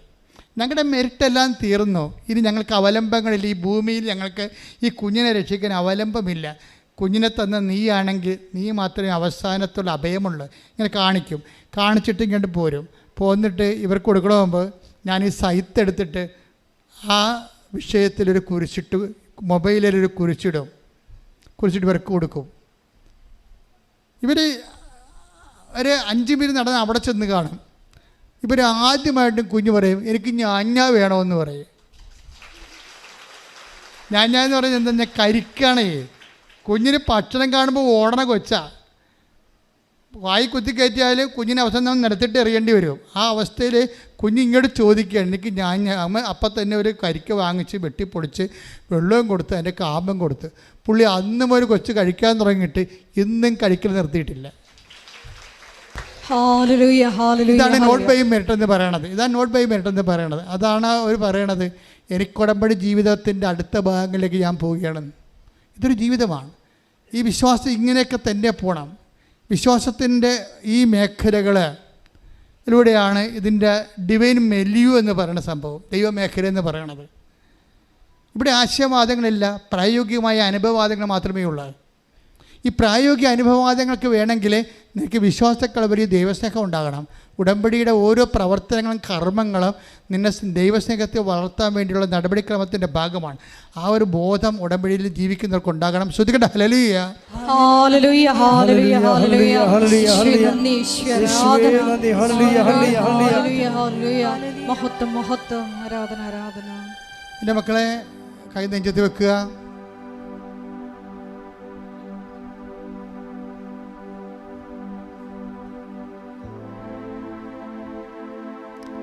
നീ എവിടെയാണ് നിൽക്കണമെന്ന് ഓർക്കുക. അമ്മ പ്രത്യക്ഷപ്പെട്ട പിതാവും പുത്രനും പരിശുദ്ധാത്മാവും അംഗീകരിച്ച സമയഘടികാരം ചാർത്തി പ്രത്യക്ഷപ്പെടുന്ന ആധ്യാത്മിക ചരിത്രത്തിലെ ഒരു അനന്യത, അന്യമായ ഒരു അതുല്യമായ ഒരു സ്ഥലത്ത് നിൽക്കുകയാണ്. നാളത്തെ കാലങ്ങളിൽ 10,000കണക്കിന് തലമുറകൾ ദൈവത്തെ അന്വേഷിച്ച് വരേണ്ട ഒരു സ്ഥലമാണിത്. അതിൻ്റെ പ്രാരംഭഘട്ടത്തിലാണ് നമ്മൾ നിൽക്കുന്ന. ഭാഗ്യവാന്മാരാണ് നമ്മൾ. ദൈവം ഈ ജനതയ്ക്ക് വേണ്ടിയും രാജ്യത്തിന് വേണ്ടിയും ലോകത്തിന് വേണ്ടിയും ചെയ്യാവുന്ന മഹാകാര്യങ്ങൾ, അതിൻ്റെ ആദ്യ പാഠങ്ങൾ അനാവരണം ചെയ്യപ്പെടുന്ന ഒരു വലിയ തലമുറയുടെ ഭാഗമാണ് നമ്മൾ. ശ്രദ്ധിക്കട്ടെ. ഹല്ലേലൂയ, ഹല്ലേലൂയ, ഹല്ലേലൂയ, ഹല്ലേലൂയ, ആരാധന. ഞങ്ങളുടെ ഉടമ്പടിയുടെ ഭാഗമാക്കിയ ദൈവപിതാവിന്റെ സ്നേഹത്തിന് നന്ദി പറയുന്നു. Hallelujah, hallelujah.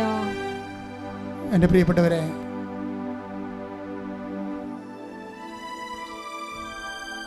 നിന്നോട് പ്രാർത്ഥനാ സഹായം ആവശ്യപ്പെട്ടവരും നിൻ്റെ രോഗങ്ങൾ ആദ്യം പ്രാർത്ഥിച്ച് മാറ്റുകയാണ്. നീ ഇടത് നെഞ്ചിൽ കൈവെക്കണം, വലത് കരം കൊണ്ട് ഇടത് നെഞ്ചിൽ കൈവെക്കണം, ഇടത് കൈ കൊണ്ട് നീ നിൻ്റെ ശിരസിൽ കൈവെക്കണം. ഉച്ചമുതൽ ഉള്ളംകാല് വരെ നീ കർത്താവിനെ സമർപ്പിക്കണം. അമ്മ നിനക്ക് വേണ്ടി മാധ്യസ്ഥം വഹിക്കുന്നു. നിൻ്റെ രോഗങ്ങൾ, പീഡകൾ, ഞെരുക്കങ്ങൾ, ആന്തരിക അവയവങ്ങൾ, അതിൻ്റെ കെടുതികൾ, സിസ്റ്റുകൾ, മൊത്തത്തിൽ കല്ലുകൾ, പാങ്ക്രിയാസിൻ്റെ കല്ലുകൾ, പഴുപ്പുകൾ, ക്യാൻസർ രോഗങ്ങൾ, പല സ്റ്റേജുകൾ, ഭക്ഷണം കഴിക്കാത്ത അവസ്ഥകൾ, ഇതെല്ലാം സെക്കൻഡുകൾക്കുള്ളിൽ ദൈവം നിനക്ക് വേണ്ടി എടുത്തു മാറ്റിക്കൊണ്ട് ദൈവത്തിൻ്റെ കൃപയും മഹത്വവും നിന്നെ കാണിക്കുന്ന അതുല്യ വെളിപാടിൻ്റെ വലിയ സ്വർഗീയ ഇടങ്ങളിലേക്ക് കർത്താവ് നിന്നെ വിളിച്ചുകൊണ്ട് വന്നിരിക്കുന്ന ഇടിമുഴക്കം പോലെ ശ്രദ്ധിക്കട്ടെ. ഹല്ലേലൂയ, ഹല്ലേലൂയ, ഹല്ലേലൂയ. ഈശ്വരാധന. ഹല്ലേലൂയ, ഹല്ലേലൂയ. ഈശോ എല്ലാ രോഗങ്ങളും സുഖപ്പെട്ടുകൊണ്ട് ഈശോ ഞങ്ങളുടെ നാമത്തെ ആരാധനയിലൂടെ വീണ്ടും വീണ്ടും മഹത്വപ്പെടുത്തണമേ. ഞങ്ങളെ സാക്ഷികളാക്കി ഉയർത്തണമേ. ഹല്ലേലൂയ. കർത്താവേ, നിൻ്റെ ഉന്നതമായ നാമത്തിന് സ്തോത്രം ചെയ്യുന്നു. കർത്താവേ, നിൻ്റെ വിശുദ്ധ പൗരോഹിത്യത്തെ നീ മഹത്വപ്പെടുത്തണമേ. കർത്താവേ, സഭയിലുള്ള സാന്നിധ്യം നീ പ്രകടമാക്കണമേ. 38 വർഷം ഞാൻ അർപ്പിച്ച കൃപാനയുടെ യോഗ്യതയാൽ, കൃപാസ്ഥാനത്താറെ ജീവനോടെ പ്രത്യക്ഷപ്പെട്ട മാതാവിൻ്റെ പ്രത്യക്ഷ ശക്തിയാൽ, ഈ അൾത്താരയിൽ നടന്ന 10,000കണക്കിന് ആരാധന ശക്തിയാൽ, ഉച്ച മുതൽ ഉള്ളംകാല് വരെ ഇവിടെ പ്രാർത്ഥിക്കുന്ന ഓരോ മകൻ്റെയും ആന്തരിക രോഗങ്ങൾ, ബാഹ്യ രോഗങ്ങൾ, ഓൺലൈനിൽ പ്രാർത്ഥിക്കുന്നവരുടെ മാരക രോഗങ്ങൾ യേശു ക്രിസ്തുവിന്റെ നാമത്തിൽ മാറിപ്പോകട്ടെ.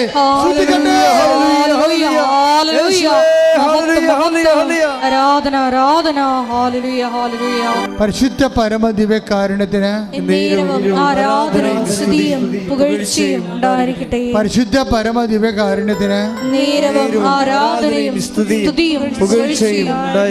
പരിശുദ്ധ പരമദിവ്യകാരുണ്യത്തിന് എൻ്റെ പ്രിയപ്പെട്ടവരെ, ജോലി, വീട്, വിവാഹം, ജീവിതത്തിൻ്റെ തടസ്സങ്ങൾ, യാത്ര, സാമ്പത്തിക മേഖലകൾ, കേസുകൾ, ജയിലുകൾ, യാത്രകൾ, തിരികെ വരുന്ന അവസ്ഥ, സ്ഥലം വിൽക്കാൻ പറ്റാത്തവർ, വിവാഹം തടസ്സമുള്ളവർ, മക്കളില്ലാത്തവർ, വീട് സ്ഥലവുമില്ലാത്തവർ, എല്ലാ മേഖലകളിലും കർത്താവിൻ്റെ വലിയ ശക്തി, മാതാവിൻ്റെ വലിയ മാധ്യസ്ഥ സഹായം ലഭിക്കുന്ന വലിയ സമയമാണ്. കർത്താവേ സ്തുതിക്കട്ടെ. നാമത്തില്, സഭയുടെ അധികാരത്തില്, കുരിശിൻ്റെ അടയാളത്തില്, ദൈവത്തിൻ്റെ ശക്തിയാൽ ജീവിത ദുരിതങ്ങള്, ജീവിത തടസ്സങ്ങള്, ജീവിത ക്ലേശങ്ങള് യേശുവിന്റെ നാമത്തില് മാറിപ്പോകട്ടെ.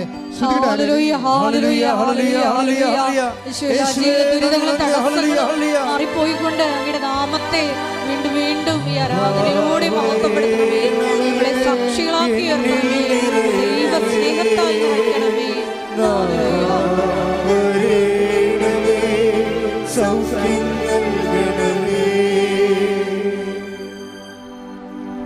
എല്ലാവരും മുട്ടേന്നിക്കുക. അവനുമായി പ്രാർത്ഥിക്കേണ്ട സമയമാണ്.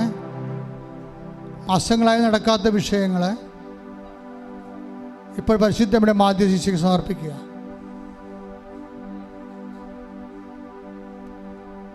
ഡേറ്റുകളെ സമർപ്പിക്കുക. നമ്മൾ വീണ്ടും ഈ ആരാധന കൂടുന്നവരെയുള്ള ഒരാഴ്ച മുഴുവനും പ്രധാനപ്പെട്ട ഡേറ്റുകൾ, പ്രസവത്തെ ഡേറ്റ്, ഓപ്പറേഷൻ്റെ ഡേറ്റ് സമർപ്പിക്കുക. വസ്തു വിൽപ്പനയുടെ ഡേറ്റ്, ജപ്തിയുടെ ഡേറ്റ്, പരീക്ഷ date, interview date, visa processing date, കയറി പോകാൻ ഡേറ്റ്, തിരിച്ചു വരേണ്ട ഡേറ്റ്, സ്ഥലം രജിസ്റ്റർ ചെയ്യേണ്ട ഡേറ്റ്, എല്ലാം, വീട്ടു പൊറുതിയുടെ ദിവസം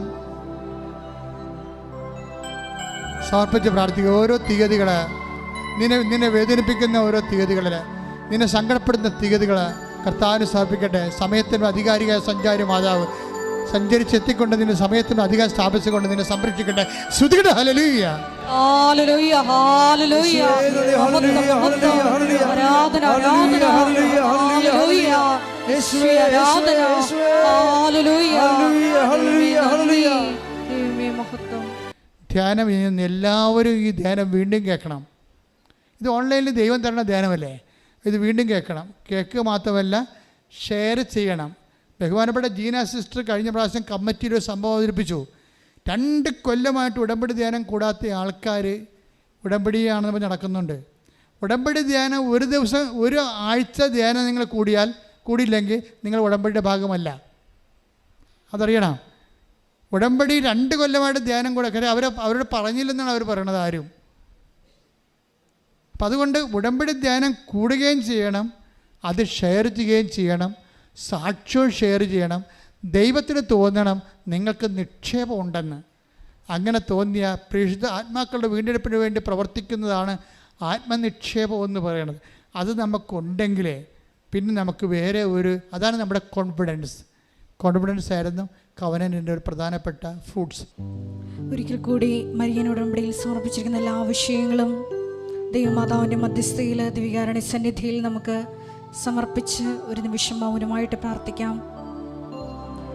അവൻ പറയുന്നത് പോലെ ചെയ്തുകൊണ്ട് ദൈവസ്നേഹത്തെ ലക്ഷ്യമാക്കി ശത്രുക്കളെ പാദപീഠമാക്കുവോളം കർത്താവിൻ്റെ വലതുവശത്തിരുന്നു കൊണ്ട് ഈശോയെ സമയം ചുരുക്കി ഞങ്ങളെ നിൻ്റെ പ്രത്യക്ഷീകരണത്തിൻ്റെ, ദൈവമാതാവിൻ്റെ പ്രത്യക്ഷീകരണത്തിൻ്റെ സാക്ഷികളാക്കി മാറ്റണമേ എന്ന് പ്രാർത്ഥിച്ചുകൊണ്ട് ശിരസ്സ് നമിച്ച് നമുക്ക് ദിവ്യകാരുണ്യനാഥൻ്റെ ആശീർവാദം സ്വീകരിക്കാം.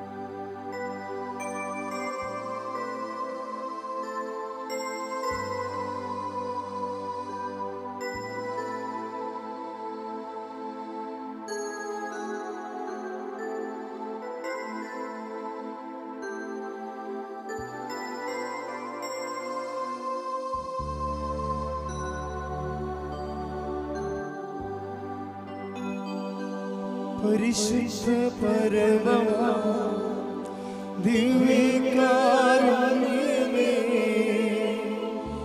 എന്നുമെന്നും അങ്ങേയ്ക്കാരാധന.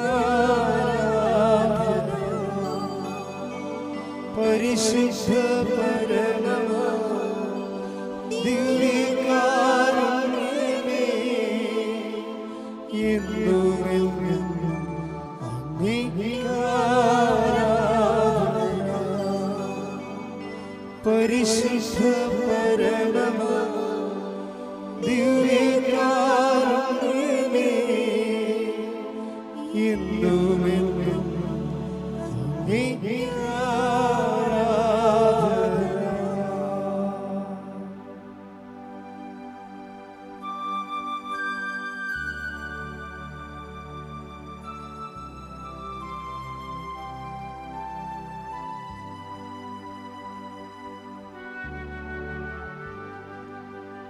ആവേ ആവേ ആവേ മരിയ, ആവേ